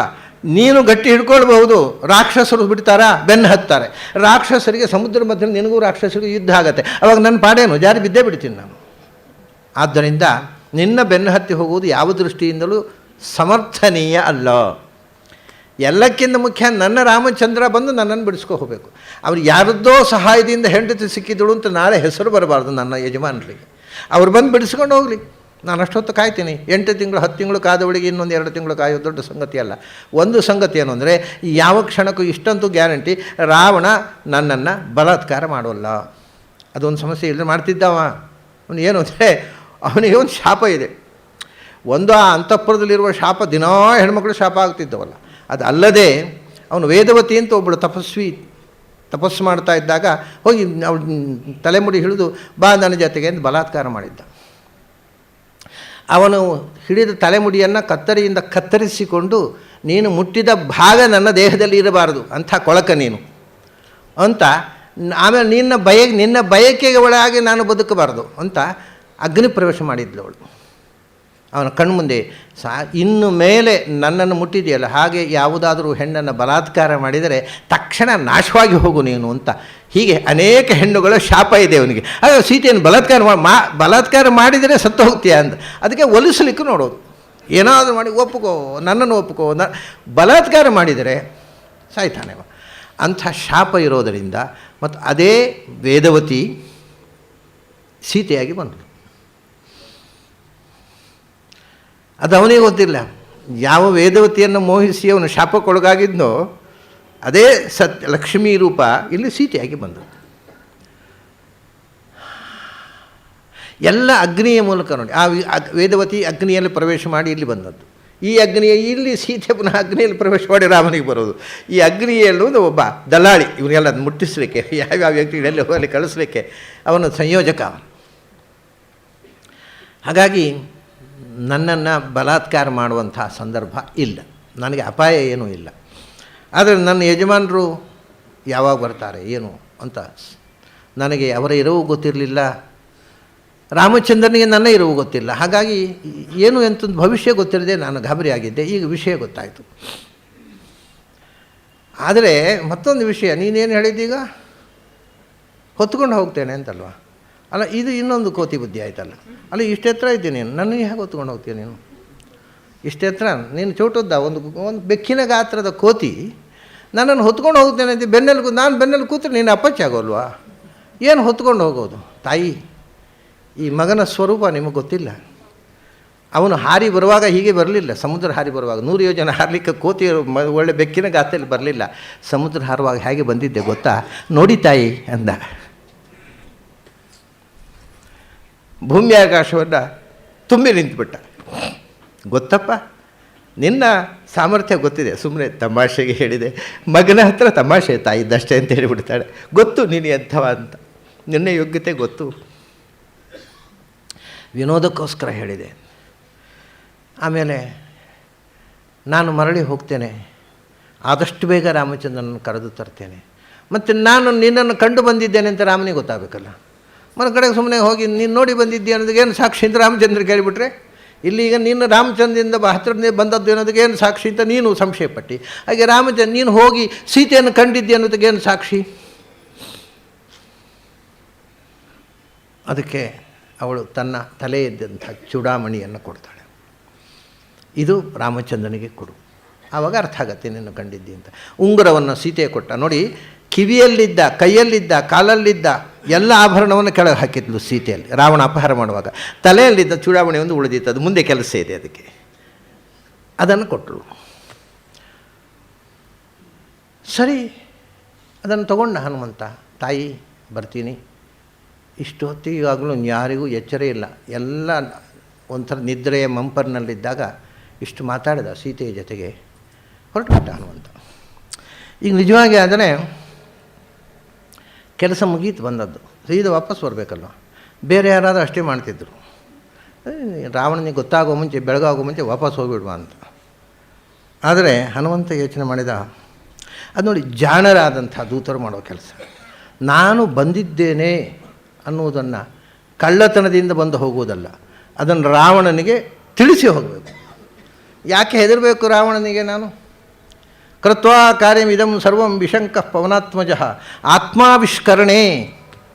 ಏನು ಅಂದರೆ, ಇನ್ನು ನಾನು ಚಕ್ರೇ ಪತಿಪತಾಂಬರ, ನಾನು ಬಂದದ್ದನ್ನು ಆವಿಷ್ಕಾರ ಮಾಡಿ ಇಂಥ ಒಬ್ಬ ಬಂದಿದ್ದ ಹನುಮಂತ ರಾಮನ ದೂತ ಅಂತ ರಾವಣನಿಗೆ ಗೊತ್ತಾಗಬೇಕು. ಅಷ್ಟೇ ಅಲ್ಲ, ಅವನಿಗೆ ಬುದ್ಧಿವಾದ ಹೇಳಿ ಹೋಗಬೇಕು. ನಾನು ಸುಮ್ಮನೆ ಹೋಗೋದಲ್ಲ. ಸೀತೆಯನ್ನು ತಾಯಿಯನ್ನು ಮರಳಿಸದೇ ಇದ್ದರೆ ನಿನ್ನ ಅವಸಾನ ಸಮೀಪಿಸಿತು ಅಂತ ತಿಳ್ಕುವಂಥ ಎಚ್ಚರ ಕೊಟ್ಟು ಹೋಗಬೇಕು ನಾನು. ನೋಡಿ, ಇದು ಅತ್ಯದ್ಭುತವಾದ, ಯಾಕಂದರೆ ಇಷ್ಟ ತನಕ ನಡೆದದ್ದು ಯಾರಿಗೂ ಗೊತ್ತಾಗದಂತೆ ಗುಟ್ಟಿನಲ್ಲಿ, ಆ ಗುಟ್ಟಿನಲ್ಲಿ ಮಾಡುವುದು ಒಂದು ದೊಡ್ಡ ಜಾಣತನ. ಇಲ್ಲದ್ರೆ ರಹಸ್ಯ ಆಗಿ ಹನುಮಂತ ಅವನು ಕೆಳಗಿಳಿದ ತಕ್ಷಣ ಅವರು ರಾಕ್ಷಸನ ವೇಷದವರು ಯಾರೊಬ್ಬ ಕೂಗುವುದು ಏನೇನೋ ಆಗಿ ಹೋಗ್ತಿತ್ತು. ಇಷ್ಟನ್ನು ಯಶಸ್ವಿಯಾಗಿ ದೌತ್ಯದ ಕೆಲಸವನ್ನು ಮಾಡಿದ. ಪೂರ್ತಿ ದೌತ್ಯ ಮುಗಿದ ಮೇಲೆ ಆತ್ಮಾವಿಷ್ಕರಣೆ ಚಿತ್ತಂ ಚಕ್ರೇ, ಇನ್ನು ನಾನು ಬಂದದ್ದನ್ನು ದಾಖಲೆ ಮಾಡಿ ಹೋಗಬೇಕು, ಕಳ್ಳರ ಹಾಗೆ ವಾಪಸ್ ಹೋಗಬಾರದು. ಅದು ದಿಟ್ಟತನ. ಇಡೀ ರಾವಣನ ಲಂಕೆಯಲ್ಲಿ ಒಬ್ಬನು ಇವನ ಪರವಾಗಿ ನಿಲ್ಲುವವರಿಲ್ಲ. ಇದ್ದಾನೆ ವಿಭೀಷಣ ಒಬ್ಬ ಇದ್ದಾನೆ, ಅವನ ಮಂತ್ರಿಗಳು ಒಂದು 4-5 ಜನ, ಅದು ಇನ್ಯಾರೂ ಇಲ್ಲ. ರಾವಣನ ಮಾತನ್ನು ಮೀರುವವರು ಲಂಕೆಯಲ್ಲಿ ಒಬ್ಬರೂ ಇಲ್ಲ. ವಿಭೀಷಣನ ಅಸಹಾಯ, ಅವನೇನು ವಿಭೀಷಣ ರಾವಣ ಹೇಳಿದ ರಾವಣ ಅವನ ಮಾತನ್ನು ಕೇಳೋಲ್ಲ. ಅಂಥಲ್ಲಿ ಸಿಕ್ಕಿ ಹಾಕ್ಕೊಂಡ್ರೆ ತನ್ನ ಜೀವಕ್ಕೆ ಅಪಾಯ, ಅದರಿಂದ ರಾತ್ರೋರಾತ್ರಿ ಗೊತ್ತಿಲ್ಲದೆ ಹೋಗಿಬಿಡೋಣ ಅಂತ ತೀರ್ಮಾನ ಮಾಡುವುದು ಉಳಿದ ದೂತರು ಮಾಡಬಹುದಾದ ಕೆಲಸ. ಅಸಾಧಾರಣವಾದ ಆತ್ಮವಿಶ್ವಾಸ, ಅದೇ ಹೇಳ್ತಾರೆ, ಬಲಂ ಧೃತಿ ದೃಷ್ಟಿ ಮತಿ ದಾಕ್ಷ್ಯಂ, ಇದು ಎಲ್ಲ ಒಟ್ಟುಗೂಡಿದ್ದರಿಂದ ಅಸಾಧಾರಣವಾದಂಥ ಒಂದು ಬಲ, ಛಲ. ಅವನು ಹೇಳ್ತಾನೆ, ಆತ್ಮಾವಿಷ್ಕರಣೆ ಚಿತ್ತಂ ಚಕ್ರೇ ಮತಿಮತಾಂ ವರಹ, ನಾನು ಬಂದದ್ದನ್ನು ದಾಖಲೆ ಮಾಡಿ ರಾವಣನ ಭೇಟಿ ಮಾಡಿ ಹೋಗಬೇಕು. ಗುಟ್ಟಿನಲ್ಲಿ ಏನು ಓಡೋದು, ಅಗತ್ಯ ಏನು, ಯಾರ ಹೆದರಿಕೆ ನನಗೆ ಅಂತ ಯೋಚನೆ ಮಾಡ್ತಾನೆ. ಇದನ್ನು ರಾವಣನ ಭೇಟಿ ಮಾಡಬೇಕಾಗಿದ್ದರೆ ಸೀದಾ ಹೋಗಿ ನನ್ನ ರಾವಣ ಭೇಟಿ ಆಗಬೇಕು ಅಂದರೆ, ನೀನು ಏನು ಕೋತಿಗೆ ಭೇಟಿ ಅಂತ ಯಾರೂ ನನ್ನ ಕರ್ಕೊಂಡು ಹೋಗೋದಿಲ್ಲ ರಾವಣನ ಹತ್ರ. ಸಹಜವಾಗಿ ರಾವಣನ ಭೇಟಿ ಮಾಡಲಿಕ್ಕೆ ಆಗೋಲ್ಲ. ಹಾಗಾಗಿ ರಾವಣನ ಹತ್ರ ಹೋಗಬೇಕಾದ್ರೆ ಏನಾದರೂ ಒಂದು ವಿಶೇಷ ಘಟನೆ ನಡಿಬೇಕು, ಆವಾಗ ಎನ್ಕ್ವೈರಿ ಬರುತ್ತೆ. ಅದೇನು ಮಾಡಿದ, ಅಂದ, ಅಥವನವಂ ಅಖಿಲಂ ತದ್ ರಾವಣಸ್ಯ ಅವಲುಪ್ಯ ಕ್ಷಿತಿರುಹ ಮಮೇಕಂ ವರ್ಜಯಿತ್ವಾಶು ವೀರಃ ರಜನಿಚರ ವಿನಾಶಂ ಕಾಕ್ಷಮಾಣೋತಿ ವೇಲಂ ಮುಹುರತಿರವನಾದಿ ತೋರಣಂಚಾರುರೋಹ ಅಂತ. ನಿಜ ಮಾಡಿದ. ಈಗ ರಾವಣನಿಗೆ ಬಹಳ ಇಷ್ಟವಾದ್ದು ಅಂದರೆ ಈ ಅಶೋಕವನ, ಬಹಳ ಪ್ರೀತಿಯಿಂದ ಬೆಳೆಸಿದ ಉದ್ಯಾನ. ಅಥವನಂ ಅಖಿಲಂ ತದ್ ರಾವಣಸ್ಯ ಅವಲುಪ್ಯ, ಇಡೀ ಅಶೋಕವನದಲ್ಲಿರ್ತಕ್ಕಂಥ ಸೀತೆ ಇದ್ದಂಥ ಶಿಂಶಪ ವೃಕ್ಷ ಒಂದು ಬಿಟ್ಟು ಉಳಿದ ಪೂರಾ ಮರಗಳನ್ನು ಮುರಿದು ಹಾಕಿದ. ಇಷ್ಟಾದಗಳೇ ಮಹಾರಾಜರಿಗೆ ಸುದ್ದಿ ಹೋಗುತ್ತೆ, ನಿಮ್ಮ ಉದ್ಯಾನ ಹಾಳಾಗೋಯ್ತು. ಕ್ಷಿತಿರುಹಂ ಇಮಮೇಕಂ ವರ್ಜಯಿತ್ವಾಶ ವೀರಃ. ಅದು ಯಾಕೆ ಮರ ಮುರಿದದ್ದು ಅಂದರೆ, ಮರ ಮುರಿಯುವುದಕ್ಕೋಸ್ಕರ ಅಲ್ಲ. ಮರ ಮುರಿದ ಮೇಲೆ ರಾಕ್ಷಸರು ಬರ್ತಾರೆ, ಅವ್ರನ್ನೆಲ್ಲ ಹಾಗೆ ಮುರಿದು ಬಿಡಬೇಕು. ಮರಗಳನ್ನೆಲ್ಲ ಈ ಮರದ ರಕ್ಷಣೆಗೆ ಅಂತ ರಾಕ್ಷಸರ ಪಡೆಯೇ ಬರುತ್ತೆ, ಅವುಗಳಿಗೆಲ್ಲ ಹನುಮಂತ ಏನು ಅಂತ ತೋರಿಸಿ ಹೋಗಬೇಕು ಅಂತ ತೀರ್ಮಾನ ಮಾಡ್ತಾನೆ. ರಜನಿಚರ ವಿನಾಶಂ ಕಾಕ್ಷಮಾಣೋತಿ ವೇಲಂ. ಅಷ್ಟೇನು, ಮರ ಮುರಿದು ಅಗಸೆ ಬಾಗಿಲು ಅಂತ ಹೇಳ್ತಾರಲ್ಲ, ಹೆಬ್ಬಾಗಿಲು, ಮಹಾದ್ವಾರ, ಆ ಅಗಸೆ ಮಹಾದ್ವಾರದ ಅರಮನೆಯ ಮಹಾದ್ವಾರದ ಮೇಲೆ ಹೋಗಿ ನಿಂತು ಬಿಟ್ಟಂತೆ. ಮುಹುರತಿ ನಿಂತು ಒಂದು ಸಿಂಹನಾದ, ಏನು ಹೇಳಬೇಕು, ಕೋತಿನಾದ ಅಂತ ಹೇಳಬೇಕು, ಸಿಂಹನಾದ ಮಾಡಿದ ಅಂತ ಹೇಳಬೇಕು, ಮಾಡಿದ ನಾದ ಗರ್ಜಿಸಿ ಬಿಟ್ಟ ಅಂತೆ. ಸರಿ, ಎಲ್ಲ ಗಾಬರಿ ಆಯಿತು, ಏನು ಎಂದು ಗೊತ್ತಿಲ್ಲ, ಎಲ್ಲ ಮಲಗಿದ್ದಾರೆ ನಿದ್ದೆಗಳನ್ನು. ಏನೋ ಆಯಿತು ಎದ್ದು ಇದೆಲ್ಲ ಆಯಿತು, ಇವನು ಕೂತಿದ್ದಾನೆ ಮೇಲೆ. ತಕ್ಷಣ ರಾವಣನಿಗೆ ಸುದ್ದಿ ಹೋಯಿತು, ನಮ್ಮ ಉದ್ಯಾನ ಪೂರ್ತಿ ಬುಡಿಯಾಗಿಬಿಟ್ಟಿದೆ, ಯಾರೋ ಒಂದು ಕೋತಿ ಬಂದು ಮಾಡಿದೆ. ಕೋತಿ ಅಂತ ಹೇಳಿದವಳೇ ನಡಗಿಬಿಟ್ಟ ಇವ. ಹೌದಪ್ಪ, ನನಗೆ ವಾಲಿ ಒಬ್ಬ ಕೋತಿದ್ದು ಗೊತ್ತಿದೆ, ಅವನು ಸಂಧ್ಯಾವಂದನೆ ಮಾಡಿಬಿಟ್ಟಿದ್ದ ಬಗಲಲ್ಲಿ ಇಟ್ಕೊಂಡು. ಕೋತಿ ಅಂದರೆ ಭಯ ಆಗತ್ತೆ ನನಗೆ, ನಾನು ಒಂದು ಅಚಾತುರ್ಯ ಕೂಡ ಮಾಡಿದ್ದೆ. ಏನು, ನಾನು ಬ್ರಹ್ಮದೇವರ ವರ ತಗೊಳ್ಳುವಾಗ ಕೋತಿಯಿಂದ ಸಾವಿಲ್ಲ ಅಂತ ಕೇಳಲೇ ಇಲ್ಲ.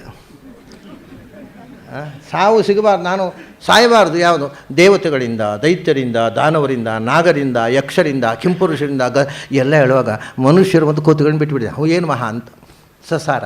ಅದೇ ತೊಂದರೆ ಆಯ್ತದೆ. ಈಗ ನಾನು ವರ ಕೇಳಲಿಲ್ಲ, ಅದೇ ತೊಂದರೆ ಆಯಿತು. ಕೋತಿಯೇ ನಮಗೆ ತೊಂದರೆ ಕೊಡ್ತಾ ಇದೆ, ಫಚೀತಿ ಆಯ್ತಲ್ಲ. ನನಗೆ ಗೊತ್ತಪ್ಪ, ಸುಗ್ರೀವನನ್ನು ಜಾಗ್ರತೆ, ಹುಡುಗಾಟ ಮಾಡಿಬಿಡಿ, ಆ ಕೋತಿಯನ್ನು ಮುಗಿಸ್ಬಿಡಿ ಅಂತ. ರಾವಣನ ಕಿಂಕರ ಸೇನೆ ಅಂತ ಲಕ್ಷ ಸಂಖ್ಯೆಯ ಸೈನ್ಯ ಇತ್ತು. ಮೊದಲು ದಿದೇಶಿ ಕಿಂಕರಾನ್ ಬಹುನ್ ಕಪಿರ್ ನಿಗೃಹ್ಯತಾಮಿತಿ ಅಂತ, ಈ ಕಪಿಯನ್ನು ಮುಗಿಸಿಬಿಡಿ ಅಂತ ಕಳಿಸ್ಬಿಟ್ಟ. ಕಿಂಕರ ಸೇನೆ ಲಕ್ಷ ಸಂಖ್ಯೆಯ ಸೇನೆ ಹೋದರೆ, ಯಾರಯ್ಯ ನೀನು ಅಂತ ಕೆಳಗಿಂದ ನಿಂತು ಅವು ಗರ್ಜಿಸ್ತಾ ಇದ್ದಾವೆ. ನೀನು ಯಾರು, ಬಾ ಕೆಳಗೆ. ನಾನು ಯಾರು ಅಂತ ಮೊದಲು ಹೇಳ್ತೀನಿ, ಆಮೇಲೆ ಕೆಳಗೆ ಬರ್ತೀನಿ. ನಾನು ಯಾರು ಗೊತ್ತಾ, ಬೇರೆ ಯಾರಾದರೂ ಕೆಲವ್ರಿಗೆ ಲೆಟ್ರ್ ಹೆಡ್ನಲ್ಲೆಲ್ಲ ನಮ್ಮದು ಇದ್ದದ್ದು ಎಕ್ಸ್ ಕ್ವಾಲಿಫಿಕೇಷನ್ಸು ಇನ್ನೆಲ್ಲ ಹಾಕ್ಕೊಂಡು ಲೆಟ್ರ್ಮೆಂಟ್ ಮಾಡ್ತೇವೆ. ಎಕ್ಸ್ ಚೇರ್ಮನ್, ಎಕ್ಸ್ ಟೀಚರು, ಏನೇನೋ ಹಿಂದೆ ಏನಾಗಿದೆ. ಯಾಕಂದ್ರೆ ಅದು ನಮ್ಮ ಲೆಟ್ರ್ ಹೆಡ್ನಲ್ಲಿ ನಮ್ಮ ಟೈಟ್ಲ್ಗಳು ಇದ್ದು ವರ್ತಮಾನವಾದ ಟೈಟ್ಲೇ ಇಲ್ಲ, ಕಡೆಗೆಲ್ಲ ಎಕ್ಸ್ ಆದರೆ ಹಾಕೋದು. ಹನುಮಂತ ಏನೋ ಹೇಳ್ಬೋದು, ಆ ಕಾಲದಲ್ಲಿ ಅವನಿಗೆ ಸಾಟಿಯಾದ ವೀರ ಯಾರೂ ಇಲ್ಲ ಹೇಳ್ಬೋದಿತ್ತಲ್ಲ. ಹೇಳಬಹುದಿತ್ತು. ನಿನ್ನ ರಾವಣನನ್ನು ಬಗಲಲ್ಲಿಟ್ಟು ಸಂಧ್ಯಾವಂದನೆ ಮಾಡಿದ ವಾಲಿಯನ್ನು ಕೊಂದ ರಾಮನ ದೂತ ಅಂತ ಹೇಳ್ಬೋದಿತ್ತು. ಏನೂ ಹೇಳೋದಿಲ್ಲ ಅವನು. ತಾನು ಯಾರು ತನ್ನ ಪೌರುಷ ಹೇಳ್ಬೋದಿತ್ತು, ಏನೂ ಹೇಳೋಲ್ಲ. ದೂತೋಹಂ, ನಾನು ಯಾರು? ನಾನು ದೂತೋಹಂ ರಘುನಾಥಸ್ಯ ದೂತೋಹಂ ರಾಘವಸ್ಯ ಅಕ್ಲಿಷ್ಟಕರ್ಮಣ ರಾಮಸ್ಯ ಅಕ್ಲಿಷ್ಟಕರ್ಮಣ. ನಾನು ಯಾರು ಅಂದರೆ ನಾನು ರಾಮಚಂದ್ರನ ದೂತ, ದಾಸೋಹಂ ರಾಮಚಂದ್ರಸ್ಯ. ನೋಡಿ, ಈ ದಾಸ ಸಾಹಿತ್ಯವನ್ನು ಮೊದಲು ಪ್ರಾರಂಭ ಮಾಡಿದವ ಹನುಮಂತ. ಆಮೇಲೆಲ್ಲ ಕನ್ನಡದಲ್ಲಿ ಬೇಕಾದಷ್ಟು ದಾಸರು ಬಂದರು.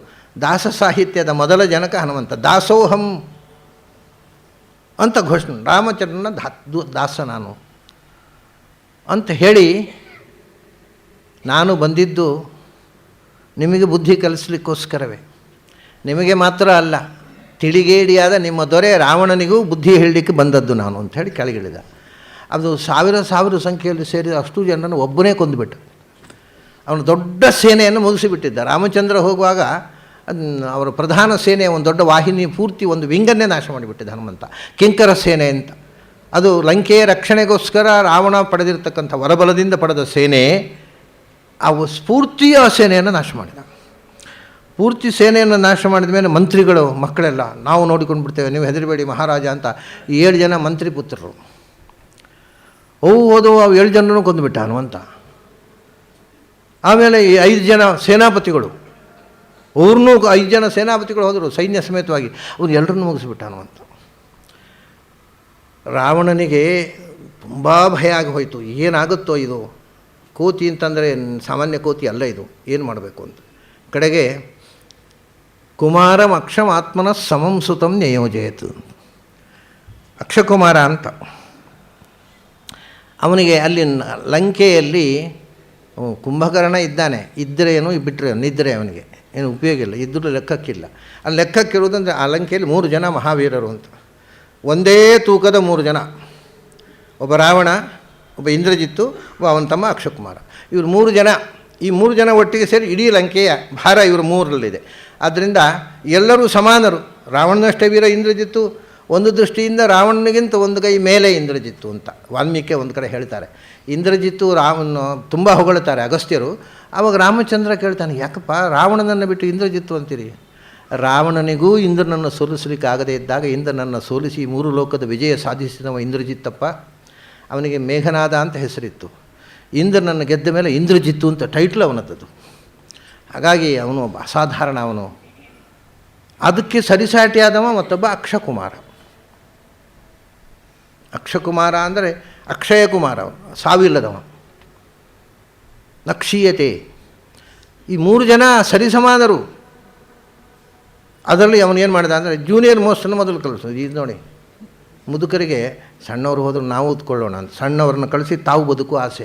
ಜೂನಿಯರ್ ಮೋಸ್ಟ್ ಇವ ಅಕ್ಷಕುಮಾರನ ಕಳಿಸಿದ ರಾವಣ. ಆತ್ಮನ ಸಮಂ ಸುತಂ ನಿಯೋಜಯತ್. ನೀನು ನನ್ನ ಶಕ್ತಿಗೆ ಸಮಾನನಾಗಿರತಕ್ಕಂಥ ವೀರ. ಆ ಕೋತಿಯನ್ನು ಒಂದು ವ್ಯವಸ್ಥೆ ಮಾಡಿ ಬಾಪ.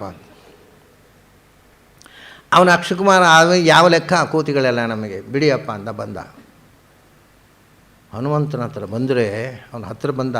ಅವನು ಯುದ್ಧ ಮಾಡಲಿಕ್ಕೆ ಬಿಡಲಿಲ್ಲ. ವಸಚಕ್ರವದ್ ಭ್ರಮಾತುರಂ ವಿಧಾಯ ರಾವಣಾತ್ಮಜಂ ಅಪೋಥಯದ್ಧರಾ ತಡೆ ಕ್ಷಣೇನ ಮಾರುತಿ ತನು. ಅವನ 2 ಕಾಲು ಎತ್ತಿದಂತೆ ಮೇಲಕ್ಕೆ. ಅವನು ಯುದ್ಧ ಮಾಡಬೇಕು ಅಂತ ಹತ್ತಿರ ಬಂದರೆ ಅವನು ಕಾಲು ಹಿಡಿದು ಎತ್ತಿಬಿಟ್ಟ. ಇವನು ತಿಳ್ಕೊಂಡಿದ್ದ, ಹಿಂಗೆ ಬುಗ್ಗಿದ, ಕಾಲು ಹಿಡ್ದ. ಆಹಾ, ನಾನು ಬಂದು ಕೂಡಲೇ ಕಾಲು ಹಿಡ್ದ, ಗಾಬರಿ ಆಗಿಬಿಟ್ಟಿದೆ ಅಂತ ಗೆದ್ದೆ ಅಂತ ತಿಳ್ಕೊಂಡ. ಕಾಲು ಹಿಡ್ದ, ಎತ್ತಿದ ಮೇಲೆ ಗರಗರ ತಿರುಗಿಸಿ ನೆಲಕ್ಕೆ ಅಪ್ಪಳಿಸಿಬಿಟ್ಟ ಅಂತೆ. ಇಡೀ ಲಂಕೆಯ ಬಲದ 3ನೇ ಒಂದು ಅಂಶ ನಾಶವಾಗಿ ಹೋಯಿತು. ಇನ್ನು ಉಳಿದಿರೋದು ಅಂದರೆ ತಾನು ಮತ್ತು ಇಂದ್ರಜಿತ್ತು, ಇಲ್ಲಾಂದರೆ ಕುಂಭಕರ್ಣನನ್ನು ಎಬ್ಬಿಸಬೇಕು. ಇಷ್ಟೇ ಉಳಿದಿರೋದು ಕೆಲಸ. ಇನ್ನು ಯಾವ ಸೇನೆ ಏನೂ ಮಾಡೋ ಹಾಗಿಲ್ಲ. ಕಡೆಗೆ ತನ್ನ 2ನೇ ಮಗ ಮೇಘನಾದ, ಏನಾದರೂ ಮಾಡಪ್ಪ, ಆ ಕೋತಿಗೆ ಒಂದು ಬುದ್ಧಿ ಕಲಿಸು. ಮೇಘನಾದ ಬಂದ. ಇಂದ್ರಜಿತ್ತು ಬಂದು ಅವನ ಮೇಲೆ ದೊಡ್ಡ ಅಸ್ತ್ರ ಅಂದರೆ ಆ ಕಾಲದಲ್ಲಿದ್ದದ್ದು ಬ್ರಹ್ಮಾಸ್ತ್ರ. ಚತುರ್ಮುಖನ ಮಂತ್ರವನ್ನು ಜಪಿಸಿ, ಬ್ರಹ್ಮಾಸ್ತ್ರದ ಮಂತ್ರ ಗಾಯತ್ರಿ. ನಾವು ಶ್ಲೋಕಕ್ಷೇಮ ಆಗಬೇಕು ಅಂತ ಜಪಿಸಲಿಕ್ಕೂ ಗಾಯತ್ರಿ ಮಂತ್ರ. ಶತ್ರುಗಳನ್ನು ನಿರ್ನಾಮ ಮಾಡಬೇಕು ಅಂದರೆ ದೊಡ್ಡ ಬಾಂಬು ಬ್ರಹ್ಮಾಸ್ತ್ರ, ಅದಕ್ಕೂ ಮಂತ್ರ ಗಾಯತ್ರಿ. ಗಾಯತ್ರಿ ಮಂತ್ರದಿಂದ ಸಿದ್ಧಿ ಪಡೆದವರು ಬ್ರಹ್ಮಾಸ್ತ್ರ ಪ್ರಯೋಗಿಸಬಹುದು. ಅದರ ವಿಧಾನಗಳೆಲ್ಲ ಇವತ್ತಿಗೂ ಅಹಿರ್ಬುದ್ಧಿಯ ಸಂಹಿತಾದಲ್ಲಿ ನೀವು ಬ್ರಹ್ಮಾಸ್ತ್ರವನ್ನು ಹೇಗೆ ಪ್ರಯೋಗಿಸಬೇಕು, ಹೇಗೆ ಉಪಸಂಹಾರ ಮಾಡಬೇಕು, ಅದರ ವಿವರಗಳಿದೆ. ಅದೆಲ್ಲ ಏನು ಕಲೀಲಿಕ್ಕೆ ಹೋಗಬೇಡಿ, ಏನು ಉಪಯೋಗ ಇಲ್ಲ. ಇವತ್ತು ಬ್ರಹ್ಮಾಸ್ತ್ರ ಪ್ರಯೋಗ ಮಾಡಲಿಕ್ಕೆ ಅವನು ಉಪದೇಶ ಪಡೆದು ಸಾಧನೆ ಮಾಡಿ ಸಿದ್ಧಿ ಪಡ್ಕೊಂಡಿದ್ದ. ಸರಿ, ಬ್ರಹ್ಮಾಸ್ತ್ರವನ್ನು ಬಿಟ್ಟ. ಬ್ರಹ್ಮಾಸ್ತ್ರ ಬಂದ ತಕ್ಷಣ ಅವನ ದಿಗ್ಬಂಧನೆ ಮಾಡಿತು ಹನುಮಂತನನ್ನು. ಹನುಮಂತ ಯೋಚನೆ ಮಾಡ್ತಾನೆ, ನನಗೇನೂ ಲೆಕ್ಕ ಅಲ್ಲ ಇದು. ಬ್ರಹ್ಮಾಸ್ತ್ರವನ್ನು ನಾನು ಮುರಿಬಹುದು ಮನಸ್ಸು ಮಾಡಿದರೆ. ಅದು ಹೇಳ್ತಾನೆ, ನಾನು ಮುರಿದರೆ ನನಗೆ ರಾವಣನ ಭೇಟಿ ಹೇಗಾಗತ್ತೆ. ಈಗ ನಾನು ಬ್ರಹ್ಮಾಸ್ತ್ರದಿಂದ ಕಟ್ಟಿ ಹಾಕಿದ್ದಾರೆ ಅಂತ ತಿಳ್ಕೊಂಡು ನಾವು ಕೂತ್ಬಿಟ್ರೆ ನನ್ನನ್ನು ಕಟ್ಟಿ ಹಾಕಿದ ಕಪ್ಪಿಂತ ಎತ್ಕೊಂಡು ಹೋಗ್ತಾರೆ ಅಲ್ಲಿಗೆ. ನನ್ನ ಅನಾಯಾಸವಾಗಿ ರಾವಣ ಅಂತ ಎತ್ಕೊಂಡು ಹೋಗ್ತಾರೆ, ಒಂದು ಭೇಟಿ ಆಗತ್ತೆ. ಇರಲಿ ಸುಮ್ಮನೆ ಕೂತ.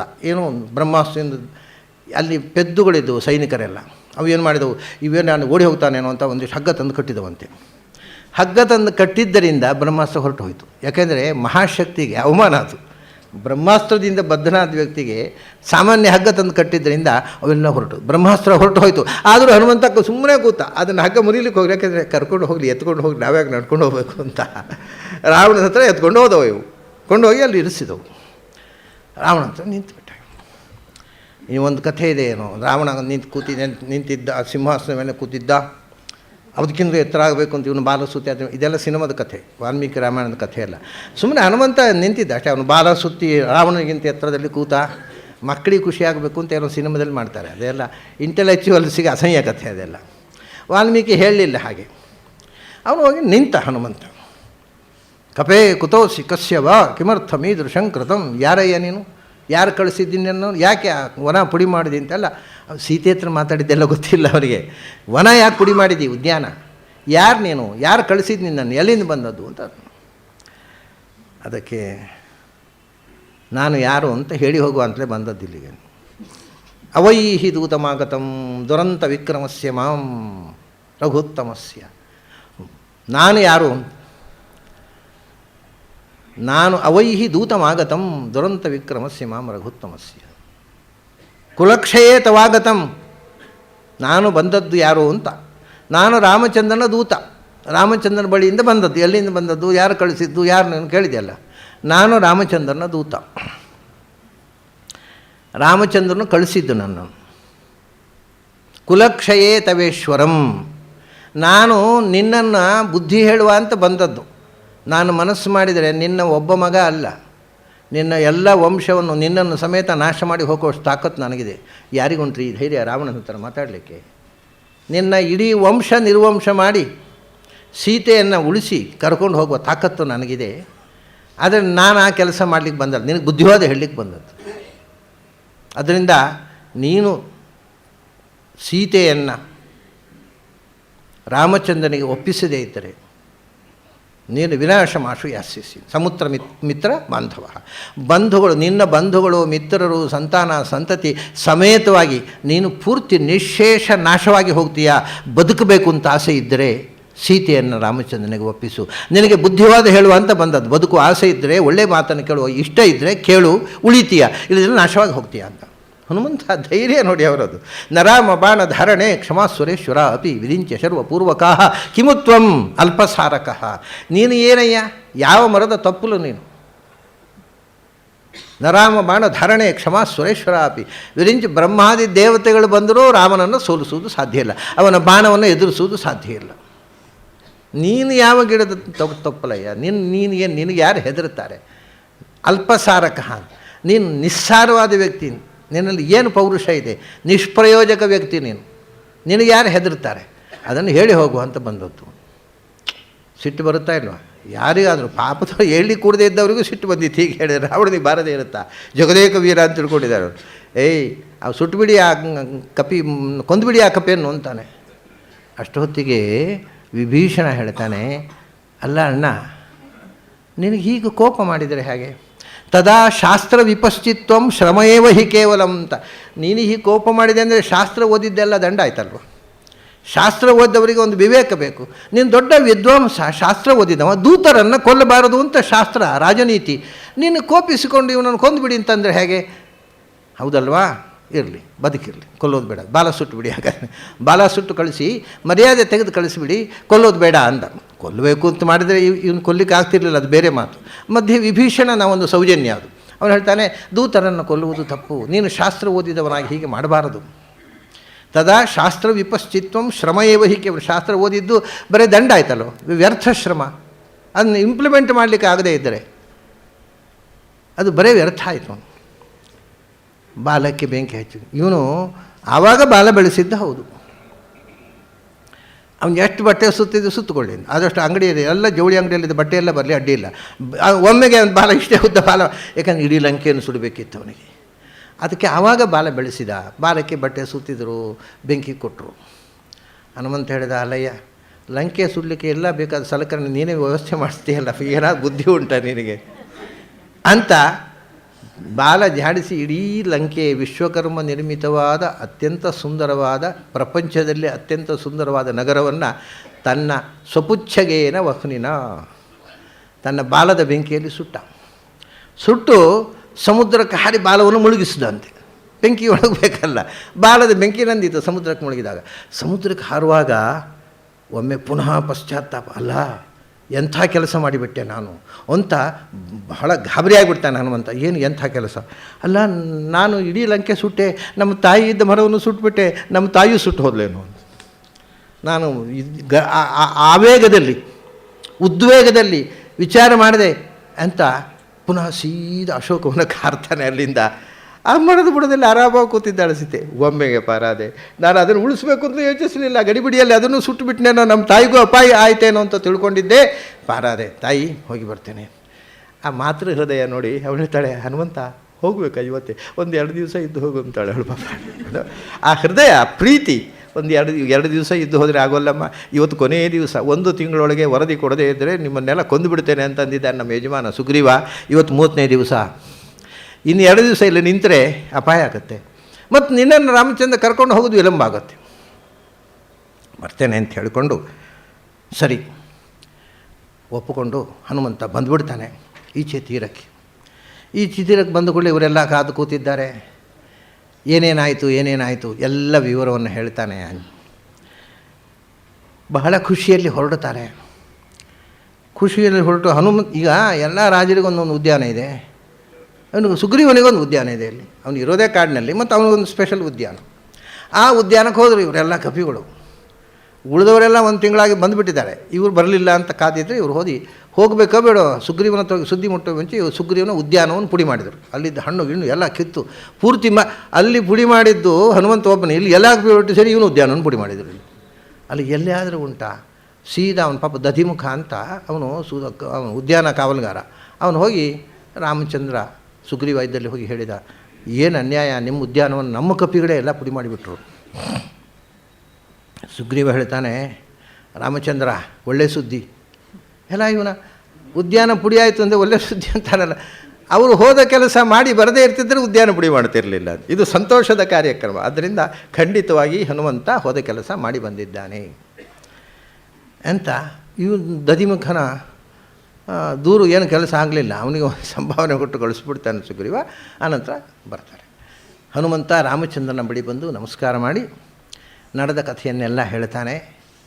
ತಕ್ಷಣ ನಾವು ಹೊರಡಬೇಕು ರಾಮಚಂದ್ರ, ಸೀತೆ ಸಿಕ್ಕಿದ್ದಾಳೆ, ಚೂಡಾಮಣಿಯನ್ನು ಕೊಡ. ಇದೊಂದು ತಮಾಷೆ. ಈ ಕೊನೆಗೆ ರಾಮಚಂದ್ರನಿಗೆ ಆದ ಸಂತೋಷಕ್ಕೆ ಏನು ಕೊಟ್ಟ ರಾಮಚಂದ್ರ ಹನುಮಂತನಿಗೆ? ಹನುಮಂತನ ಬಗ್ಗೆ ಪ್ರಾಯ ಇಷ್ಟು ಒಂದು ಸಂತೋಷದ ಸುದ್ದಿ ತಂದ ಇನ್ನೊಬ್ಬ ಇಲ್ಲ ಅಲ್ಲ.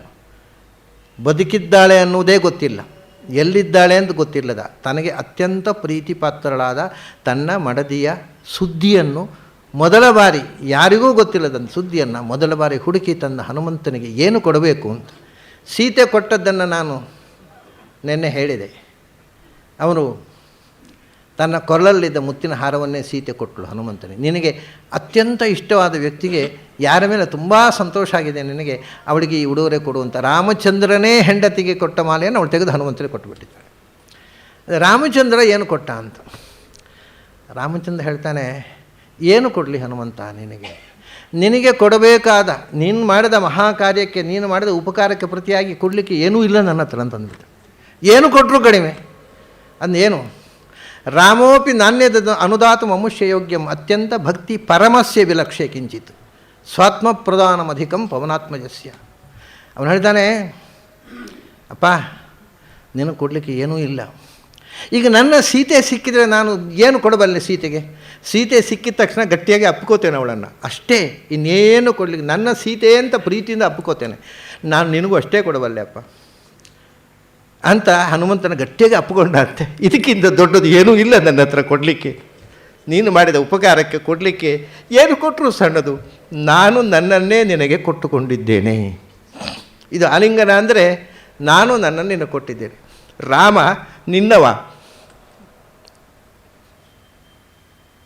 ಹನುಮಂತ ರಾಮನವಲ್ಲ, ರಾಮ ಹನುಮಂತನವ, ನಾನು ನಿನ್ನವ ಅಂತ ಹೇಳಿಬಿಟ್ಟು.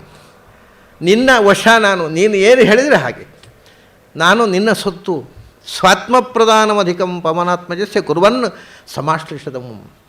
ನಾನು ನನ್ನನ್ನೇ ನಿನಗೆ ಕೊಟ್ಟುಕೊಂಡಿದ್ದೇನೆ. ಅದಕ್ಕಿಂತ ದೊಡ್ಡ ವಸ್ತು ಕೊಡಲಿಕ್ಕೆ ನನ್ನ ಹತ್ರ ಏನೂ ಇಲ್ಲಪ್ಪ. ಭಗವಂತನೇ ಕೊಡುವುದು ಅಂದರೆ ಇದರ ಹಿಂದೆ ಇರತಕ್ಕಂಥ ಇನ್ನೊಂದು ಅರ್ಥ. ಭಗವಂತ ಸದಾ ಎಲ್ಲಿರ್ತಾನೆ ಆ ಪದವಿಯನ್ನು ಕೊಟ್ಟ. ಒಂದು ಸತ್ಯಲೋಕ, ಅದೇ ಮುಂದೆ ಬ್ರಹ್ಮ ಭವಿಷ್ಯತಿ ಪಿತೆ ಪ್ರಸಾದಾತ್, ಮುಂದೆ ಬ್ರಹ್ಮ ಪದವಿಯನ್ನು ಕೊಟ್ಟ. ಆಮೇಲೆ ತನ್ನನ್ನೇ ಕೊಟ್ಟ, ಮೋಕ್ಷ ಪದವಿಯನ್ನು ಕೊಟ್ಟ.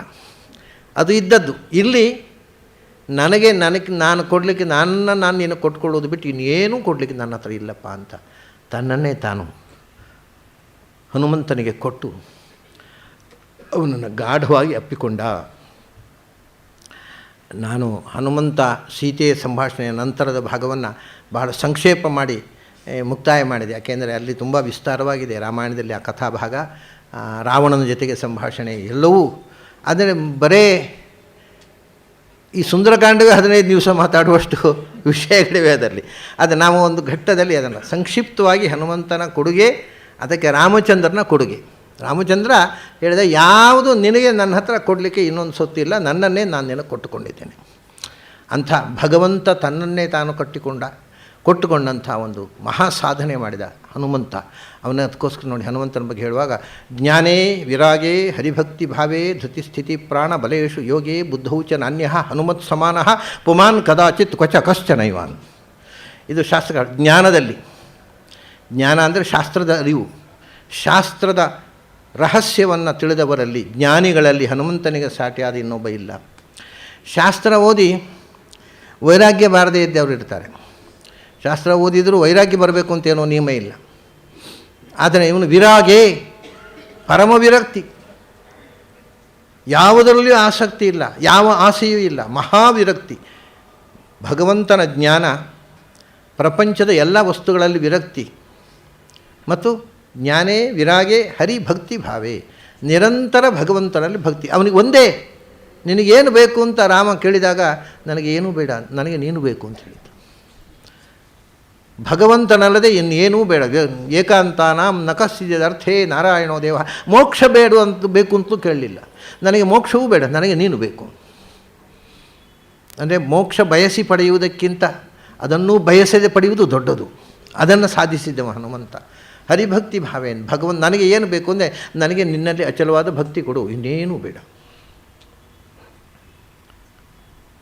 ಹೀಗೆ ಧೃತಿ ಸ್ಥಿತಿ ಪ್ರಾಣ ಬಲೇಶು ಯೋಗೇ. ಧೃತಿ ಅದನ್ನು ನೋಡಿದೆವು, ಧೈರ್ಯ, ಅಸಾಧಾರಣವಾದ ಧೈರ್ಯ. ಯಾರಿಗೂ ಎದುರೋನಲ್ಲ ಹನುಮಂತ. ರಾವಣನ ಮುಂದೆ ನಿಂತು ಮಾತಾಡುವ ಕೆಲಸ ಇನ್ಯಾರಾದರೂ ಮಾಡ್ತಿರಲಿಲ್ಲ. ಅದಕ್ಕೆ ಸಮುದ್ರ ದಾಟುವ ಕೆಲಸ ಆದರೂ ಬೇರೆ ಕಪಿಗಳು ಮಾಡಬಹುದು, ಸ್ವಲ್ಪ ಕಷ್ಟ ಆಗ್ಬೋದು, ಹನುಮಂತನಷ್ಟು ಅನಾಯಾಸವಾಗಿ ಆಗದೆ ಹೋಗ್ಬೋದು. ಆದರೆ ಸಮುದ್ರ ದಾಟಿ ಹೋದ ಮೇಲೆ ಅಲ್ಲಿ ಮಾಡಬೇಕಾದ ಕೆಲಸ ಹನುಮಂತನದ್ದು ಇನ್ಯಾರು ಹೋದರೂ ಆಗ್ತಿರಲಿಲ್ಲ, ಕೆಲಸ ಕೆಡ್ತಿತ್ತು. ಆ ಧೃತಿ ಯಾವ ಸಂದರ್ಭದಲ್ಲೂ ಎದೆಗೆಡದೆ ಕೆಲಸವನ್ನು ಸಾಧಿಸ್ತಕ್ಕಂಥ ಆತ್ಮವಿಶ್ವಾಸ, ಕಾನ್ಫಿಡೆನ್ಸ್. ಸ್ಥಿತಿ, ಎಂಥ ಭಯಾನಕ ಪ್ರಸಂಗದಲ್ಲೂ ಎದೆಗೆಡದೆ ಗಟ್ಟಿ ನಿಲ್ಲುವಂಥ ಸ್ಥೈರ್ಯ. ಅದನ್ನು ಬ್ರಹ್ಮಾಸ್ತ್ರ ಬಿಟ್ಟಾಗಲೂ ಅವನು ಗಟ್ಟಿ ಧೃತಿ, ಧೈರ್ಯ ಮತ್ತು ಸ್ಥೈರ್ಯ. ಧೃತಿ ಸ್ಥಿತಿ ಪ್ರಾಣ ಬಲೇಶಿ ಯೋಗಿ, ಪ್ರಾಣಶಕ್ತಿ. ಪ್ರಾಣಶಕ್ತಿ ಅಂತಂದರೆ ಅದನ್ನು ಬಹಳ ವಿಚಿತ್ರವಾದ ಒಂದು ಸಂಗತಿ. ಪ್ರಾಣಶಕ್ತಿ ಅಂದರೆ ಎಲ್ಲರಲ್ಲೂ, ನಮ್ಮೆಲ್ಲರಲ್ಲಿಯೂ ಪ್ರಾಣದೇವರು ಇದ್ದರೆ ಪ್ರಾಣಶಕ್ತಿ ಇರುತ್ತೆ. ಪ್ರಾಣದೇವರು ಹೋದರೆ ಪ್ರಾಣ ಹೋಯಿತು ಅಂತಾರೆ, ಮತ್ತೇನು ಉಪಯೋಗ ಇಲ್ಲ, 4 ಜನ ಹೊತ್ಕೊಂಡು ಹೋಗ್ಬೇಕಷ್ಟೇ. ನಾವಾಗಿರುವುದು ಪ್ರಾಣ ಇರೋದ್ರೆ. ಆ ಪ್ರಾಣಶಕ್ತಿ ಏನು ಮಾಡುತ್ತೆ ನಮ್ಮೊಳಗೆ ಅಂತಂದರೆ, ಪ್ರಾಣ ಅದೇ ತ್ರಾಣ. ಪ್ರಾಣಶಕ್ತಿಯೇ ತ್ರಾಣ.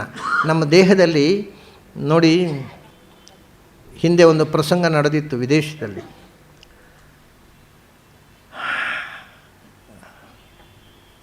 ಈ ಒಬ್ಬ ವ್ಯಕ್ತಿಯನ್ನು ಮೆಸ್ಮರ್ ಅಂತ ಒಬ್ಬ ಡಾಕ್ಟರ್, ಅವನು ವಿದೇಶದಲ್ಲಿ. ಅದರಿಂದಲೇ ಮೆಸ್ಮರಿಸಮ್ ಅನ್ನೋ ಶಬ್ದ ಇಂಗ್ಲೀಷ್ನಲ್ಲಿ ಬಂದದ್ದು. ಅವನು ಏನು ಮಾಡಿದ, ಒಂದು ಪ್ರಯೋಗ ಮಾಡಿದ ನೋಡಿ. ನಮ್ಮಲ್ಲಿ ಹಿಂದೆ ಅಯಮ್ಮೇ ಹಸ್ತೋ ಭಗವಾನ್ ಅಯಮ್ಮೇ ಭಗವತ್ತರಃ, ನನ್ನ ಕೈಯಲ್ಲಿ ಇಡೀ ವಿಶ್ವದ ರೋಗಗಳನ್ನು ಗುಣ ಮಾಡತಕ್ಕಂಥ ಭಗವಂತ ಇದ್ದಾನೆ ಅಂತ ಮಂತ್ರವನ್ನು 10,000 ವರ್ಷದ ಹಿಂದೆ ನಮ್ಮ ಋಷಿಗಳು ಕಂಡು ಹಿಡಿದರು. ಅಂದರೆ ಮಿನಿಮಮ್ 10,000 ವರ್ಷದ ಹಿಂದೆ ಈ ಋಗ್ವೇದ ಮಂತ್ರಗಳ ಆವಿಷ್ಕಾರ ಆದ ಏಜು. ಕೈಯಲ್ಲಿ ಎಲ್ಲ ರೋಗಗಳನ್ನು ಗುಣಪಡಿಸ್ತಕ್ಕಂಥ ಶಕ್ತಿ ಇದೆ. ಸರ್ವರೋಗ ಅಂಗೈಯಲ್ಲಿ ಇಲ್ಲದ ಮದ್ದು ಇನ್ನೊಂದಿಲ್ಲ. ಅದನ್ನು ಮೆಸ್ಮರ್ ಅನುಭವಿಸಿದ ವಿದೇಶದ ಒಬ್ಬ ಡಾಕ್ಟ್ರು. ಅವನೇನು ಮಾಡಿದ ಅಂದರೆ ಅವನಿಗೆ ಏನೋ ಒಂದು ತೋಚಿತ್ತು, ನಮ್ಮ ಕೈಯಲ್ಲಿ ಏನೋ ಒಂದು energy, electromagnetic rays. There is only one medicine, there is only one remedy to all diseases. ಎಲ್ಲ ರೋಗಗಳಿಗೆ ಒಂದೇ ಮದ್ದಿರೋದು ಏನದು ಅಂದರೆ ನಮ್ಮ ಕೈಯಲ್ಲಿರತಕ್ಕಂಥ ಎಲೆಕ್ಟ್ರೋಮ್ಯಾಗ್ನೆಟಿಕ್ ರೇಸನ್ನು ಅಥವಾ ಪ್ರಾಣಶಕ್ತಿಯನ್ನು ಇನ್ನೊಬ್ಬರಿಗೆ ಪಾಸ್ ಆನ್ ಮಾಡೋದು. ಒಂದೇ ರೋಗ ಏನು, ನಮ್ಮಲ್ಲಿ ಆ ಪ್ರಾಣಶಕ್ತಿ ಕಮ್ಮಿ ಆಗುವುದೇ ರೋಗ. ಅದೇನು ಬೇರೆ ರೋಗಗಳು ಅಟ್ಯಾಕ್ ಆಗಬೇಕು, ನಮ್ಮಲ್ಲಿ ಪ್ರಾಣಶಕ್ತಿ ಇದ್ದರೆ ಬೇರೆ ರೋಗ ಬರುವುದೇ ಇಲ್ಲ. ಆ ರೋಗ ನಿರೋಧಕ ಶಕ್ತಿ ಅಂತ ಹೇಳ್ತೇವಲ್ಲ, ಆ್ಯಂಟಿಬಾಡಿ ಅಂತ, ರೆಸಿಸ್ಟೆನ್ಸ್ ಪವರ್ ಅಂತ, ಅದೇ ಪ್ರಾಣಶಕ್ತಿ. ನಮ್ಮಲ್ಲಿ ಪ್ರಾಣಶಕ್ತಿ ಇದ್ದರೆ ಬೇರೆಯವರ ರೋಗ ನಮಗೆ ಅಟ್ಯಾಕೇ ಆಗೋದಿಲ್ಲ. ಆದರೆ ಪ್ರಾಣಶಕ್ತಿ ಸಪ್ಲೈ ಮಾಡಿದ್ರೆ ಗುಣ ಆಗುತ್ತೆ. ಇದನ್ನು ಮೆಸ್ಮರ್ ಕಂಡುಕೊಂಡ. ಮೊಟ್ಟ ಮೊದಲು ವಿದೇಶದಲ್ಲಿ ಈ ರಹಸ್ಯವನ್ನು ಕಂಡುಕೊಂಡವ ಮೆಸ್ಮರ್. ಅವನು ಏನು ಮಾಡಿದ ಅಂದರೆ ಬಹಳ ವಿಚಿತ್ರ, ಬಹಳ ಆಶ್ಚರ್ಯಕರವಾದ ಒಂದು ಸಂಗತಿಯನ್ನು ಅವನು ಎಕ್ಸ್ಪೆರಿಮೆಂಟ್ ಮಾಡಿದ. ಏನು ಅಂದರೆ, ರೋಗಿಗಳು ಬಂದರು, ದೊಡ್ಡ ಡಾಕ್ಟ್ರ್, ಅವನು ಭಾಳ ಪ್ರಖ್ಯಾತ ವೈದ್ಯ ಅವನು. ರೋಗಿಗಳು ಬಂದರು, ಅವನು ಪರೀಕ್ಷೆ ಮಾಡಿದ. ಪರೀಕ್ಷೆ ಮಾಡಿ ಕೆಲವರಿಗೆ ನಿಜವಾಗಿ ಮೆಡಿಸಿನ್ ಮಿಕ್ಸ್ಚರ್ ಹಾಕಿಕೊಟ್ಟ ಬಾಟ್ಲಲ್ಲಿ, ಕೆಲವರಿಗೆ ಖಾಲಿ ನೀರು, ಬಿಸಿನೀರು, ಏನೂ ಹಾಕಿಲ್ಲ. ಬಟ್ ಕೈಯಲ್ಲಿ ಹೀಗೆ ಹಿಡ್ಕೊಂಡು, ಧನ್ವಂತರಿ ಜಪ ಬೇರೆ ಮಾಡಿಲ್ಲ ಅವನು, ಮಾಡಿದರೆ ಇನ್ನೂ ಶಕ್ತಿ ಬರ್ತಿತ್ತು. ಬರೀ ಕೈಯಲ್ಲಿ ಹೀಗೆ ಹಿಡ್ಕೊಂಡ, ಎಲೆಕ್ಟ್ರೋಮ್ಯಾಗ್ನೆಟಿಕ್ ರೇಸ್ ಪಾಸ್ ಆನ್ ಮಾಡಿದ ಆ ಬಾಟ್ಲಲ್ಲಿ ಕೊಟ್ಟ. ಮರುದಿವಸ ಗಮ್ಮತ್ತೇನು ಅಂದರೆ, ಇವನು ಔಷಧಿ ಕೊಟ್ಟವರಿಗೂ ಗುಣ ಆಗಿದೆ, ಬಿಸಿನೀರು ಕೊಟ್ಟವರಿಗೂ ಗುಣ ಆಗಿದೆ. ಅವನು ಇದೇನಪ್ಪ ಆಶ್ಚರ್ಯ ಅಂದರೆ, ಅದು ಗುಣ ಆದದ್ದು ಎಲೆಕ್ಟ್ರೋಮ್ಯಾಗ್ನೆಟಿಕ್ ರೇಸ್ನಿಂದ, ಟಚ್ ಹೀಲ್ನಿಂದ ಗುಣ ಆದದ್ದು, ಹೊರತು ಔಷಧಿಯಿಂದ ಅಲ್ಲ ಅಂತ ತೀರ್ಮಾನ ಮಾಡಿದರು. ಅದು ಟಚ್ ಹೀಲು. ಇವತ್ತಿಗೂ ಕೂಡ ನಮ್ಮಲ್ಲಿ ಹಿಂದೆ ಧನ್ವಂತರಿ ಜಪ ಮಾಡಿ ತಲೆ ಮೇಲೆ ಕೈ ಇಡ್ತಿದ್ದರು. ತಲೆ ಮೇಲೆ ಕೈ ಇಡೋದು ಬೇಡ ನೋಡಿ, ಆಶೀರ್ವಾದ ಮಾಡೋ ಹೀಗೆ ಮಾಡೋದಲ್ವ, ದೇವರು ಒಳ್ಳೇದು ಮಾಡಲಪ್ಪ ಅಂತ. ಅಂದರೆ ಎರಡು ಕೈಯಾದ್ರು ಒಂದು ಕೈಯಾದ್ರು, ನಮ್ಮ ಕೈಯನ್ನು ನಾವು ಯಾರು ನಮ್ಮ ಕಿರಿಯರಿಗೆ ಒಳ್ಳೆಯದಾಗಬೇಕು ಅಂತ ಆಶೀರ್ವಾದ ಮಾಡ್ತೀವಿ, ಅವರ ಎದುರು ಹೀಗೆ ಕೈ ಹಿಡಿತೇವೆ. ಅಲ್ಲಿಂದ ಈ ಕೈಯಿಂದ ಎಲೆಕ್ಟ್ರೋಮ್ಯಾಗ್ನೆಟಿಕ್ ರೇಸ್ ಪ್ರಾಣಶಕ್ತಿ ಅವರ ಮೇಲೆ ಪಾಸ್ ಆನ್ ಆಗುತ್ತೆ. ಮುಟ್ಟಿದರೆ ನೇರ, ಹೀಗೆ ಹಿಡಿದರೂ ಹೋಗುತ್ತೆ. ನಮಗಿಂತ ದೊಡ್ಡವರಿಗೆ ನಾವು ಪ್ರಾಣಶಕ್ತಿ ಪಾಸ್ ಆನ್ ಮಾಡಬಾರ್ದು, ಅದಕ್ಕೆ ವಿಡ್ರಾ ಮಾಡ್ತೀವಿ. ಸೊ ಹೀಗೆ ಮಾಡಿದರೆ ದ ವಿಡ್ರಾವಲ್ ಆಫ್ ಎನರ್ಜಿ, ನಮ್ಮ ಶಕ್ತಿಯನ್ನು ನಿಮಗೆ ಕೊಡುವುದಲ್ಲ, ಚಿಕ್ಕವರಿಗೆ ದೇವರು ಒಳ್ಳೇದು ಮಾಡಲಪ್ಪ. ಸೊ ಪ್ರಾಣಶಕ್ತಿ ಕೊಟ್ಟಾಗ ಅದು ಆ್ಯಂಟಿಬಾಡಿಗೆ ಅಥವಾ ರೆಸಿಸ್ಟೆನ್ಸ್ ಪವರ್ ಆಗಿ ಅವರಲ್ಲಿ ಕೆಲಸ ಮಾಡುತ್ತೆ, ರೋಗಗಳು ಪರಿಹಾರ ಆಗ್ತವೆ. ಯಾವ ಕಾಯಿಲೆಯನ್ನು ಕೂಡ, ಅಂದರೆ ನಾನು ಇದನ್ನು ಒಂದು ಮಾತು ಮಾತ್ರ ದಯವಿಟ್ಟು ಮತ್ತು ನನ್ನ ಮನೆಗೆ ಬಂದು ಕ್ಯೂ ನಿಲ್ಲಬೇಡಿ, ನಾನು ಇದನ್ನು ಯಾವುದನ್ನು ಪುಸ್ತಕ ಓದಿ ಮಾತಾಡೋಲ್ಲ, ಎಕ್ಸ್ಪೆರಿಮೆಂಟ್ ಮಾಡಿ ನನ್ನ ಅನುಭವಕ್ಕೆ ಬಂದದ್ದನ್ನು ಮಾತ್ರ ನಾನು ಸಭೆಯಲ್ಲಿ ಹೇಳ್ತೇನೆ. ಈ ಟಚ್ ಹೀಲ್ನಿಂದ ನಾನು ಅನುಭವಿಸಿದಂಥ ಪ್ರಕಾರ, ನನ್ನ ಅನುಭವದಂತೆ, ನಾನು ಬರೀ ಟಚ್ ಹೀಲು ಅಂತಲ್ಲ, ಅದರ ಜೊತೆಗೆ ಧನ್ವಂತರಿ ಜಪ ಮಾಡಿದರೆ ಬಹಳ ಅದ್ಭುತವಾದ ಪರಿಣಾಮ ಏನಾಗುತ್ತೆ ಅಂದರೆ, ಕುರುಡರಿಗೆ ಕಣ್ಣು ಬಂದದ್ದುಂಟು, ಬಂಜೆಯರಿಗೆ ಮಕ್ಕಳಾದದ್ದುಂಟು, ವಿಷ ಪ್ರಯೋಗ ಆದವರಿಗೆ ಅಥವಾ ವಿಷದ ಜಂತು ಕಚ್ಚಿದವರಿಗೆ 10 ನಿಮಿಷದಲ್ಲಿ ವಿಷ ಗುಣ ಆದದ್ದು ಉಂಟು. ಇದು ಮುಖ್ಯವಾದ ಒಂದು 2-3 ಇನ್ಸಿಡೆಂಟ್ ಹೇಳೋದು, ಸಾಮಾನ್ಯ ಬಿಡಿ ಇದೆಲ್ಲ. ಅದು ಏನೂ ಮೆಡಿಸಿನ್ ಮಾಡಿದೆ, ಬರೀ ಮಿಯರ್ ಟಚಿಂಗ್ ಅಷ್ಟೇ, ಮಿಯರ್ ಟಚಿಂಗ್. ನೀವು ಟಚ್ ಹೀಲ್ ಮಾಡಿದರೆ ನಾನು ನಿಮ್ಮ ಹತ್ರ ಪ್ರಾರ್ಥನೆ ಮಾಡಿಕೊಳ್ಳೋದು, ವಿಶೇಷವಾಗಿ ಹೆಣ್ಮಕ್ಳ ಹತ್ರ. ಮಗು ಅಳುತ್ತೆ, ಮಗು ಅತ್ತಾಗ ಸುಮ್ಮನೆ ಡಾಕ್ಟರ್ ಹತ್ರ ಕರ್ಕೊಂಡು ಹೋಗಬೇಡಿ. ಡಾಕ್ಟ್ರ್ ಯಾರಾದಿದ್ದರೆ ಬೈಬೇಡಿ ನನ್ನನ್ನು, ಇವನು ನಮ್ಮ ಪ್ರೊಫೆಷನ್ಗೆ ಆ ಕೈ ಹಾಕ್ತಾನಪ್ಪ, ಅದು ಹೀಗೆ ಪ್ರಸಂಗ ಮಾಡ್ತಾನೆ ಅಂತ ಸಿಟ್ಟು ಮಾಡ್ಕೋಬೇಡಿ. ಮೊದಲು ಡಾಕ್ಟ್ರ್ ಹತ್ರ ಹೋಗಬೇಡಿ. ಯಾಕೆಂದರೆ ನೀವು ಪ್ರೀತಿಯಿಂದ ನಿಮಗೆ ಸಾಧ್ಯ ಇದೆ ಮಗುವಿನ ಹೊಟ್ಟೆ ನೋವು ತಲೆನೋವು ಏನಿದ್ರು ಪ್ರೀತಿಯಿಂದ ಹೊಟ್ಟೆಯ ಮೇಲೆ ತಲೆಯ ಮೇಲೆ ಕೈಯಾಡಿಸಿ. ಮಗುವಿಗೆ ಸಂತೋಷ ಆಗುತ್ತೆ, 5 ನಿಮಿಷದಲ್ಲಿ ಬಾಯಿ ಮುಚ್ಚುತ್ತೆ. ಆಮೇಲೂ ಬಾಯಿ ಮುಚ್ಚದೇ ಇದ್ದರೆ ಹಸಿವಾಗಿರ್ಬೋದು, ಅದು ಬೇರೆ ವಿಷಯ. ಹಸಿವು ತಿನ್ನಿಸಿ ಆಮೇಲೂ ಹತ್ತಿರ ಡಾಕ್ಟರ್ ಹತ್ರ ಕರ್ಕೊಂಡು ಹೋಗಿ. ಇಲ್ಲದೇ ಇದ್ದರೆ ಬರೀ ಕೈಯಿಂದ ಆಗತಕ್ಕಂಥ ಕೆಲಸ. ಟಚ್ ಹೀಲ್ ಅನ್ನೋದು ಅಷ್ಟು ಅದ್ಭುತವಾದ ಒಂದು ಎನರ್ಜಿ ಪಾಸ್ ಆನ್ ಮಾಡಿದರೆ ಯಾವ ರೋಗವೂ ಗುಣ ಆಗುತ್ತೆ. ಕ್ಯಾನ್ಸರಿನಂಥ ಮಹಾರೋಗ ಕೂಡ ಟಚ್ ಹೀಲ್ನಿಂದ ಗುಣ ಆಗುತ್ತೆ. ಇದೆಲ್ಲವೂ ದಾಖಲೆ ಇದ್ದು ನಾನು ಹೇಳೋದು. ಆದರೆ ದಾಖಲೆ ತೋರಿಸಿ ಅಂತ ನಮ್ಮ ಮನೆ ಬಂದು ಕಾಡಬೇಡಿ. ನಿಮಗೆಲ್ಲ ನಮಸ್ಕಾರ. ಹೀಗೆ ನಾವು 14 ದಿವಸಗಳ ಕಾಲ ರಾಮಾಯಣ ಚಿಂತನವನ್ನು ಮಾಡಿ ಒಂದು ರೀತಿಯಿಂದ ನಾವು ರಾಮಾಯಣ ಬಂಧುಗಳಾಗಿ 14 ದಿವಸ ಕಳೆದೆವು. ಈ ಆತ್ಮೀಯತೆ, ಈ ಬಂಧ ಇಲ್ಲಿಗೆ ಮುಗಿಯದೆ ಅದು ನಿರಂತರ ಈ ಬಡಪಾಯಿಯನ್ನು ನೀವು ಮುಂದೆಯೂ ಪ್ರೀತಿಸ್ತಾ ಇರಬೇಕು ಅಂತ ಪ್ರಾರ್ಥಿಸಿ ನನ್ನ ಮಾತುಗಳನ್ನು ಮುಗಿಸ್ತಾ ಇದ್ದೇನೆ. ನಮಸ್ಕಾರ.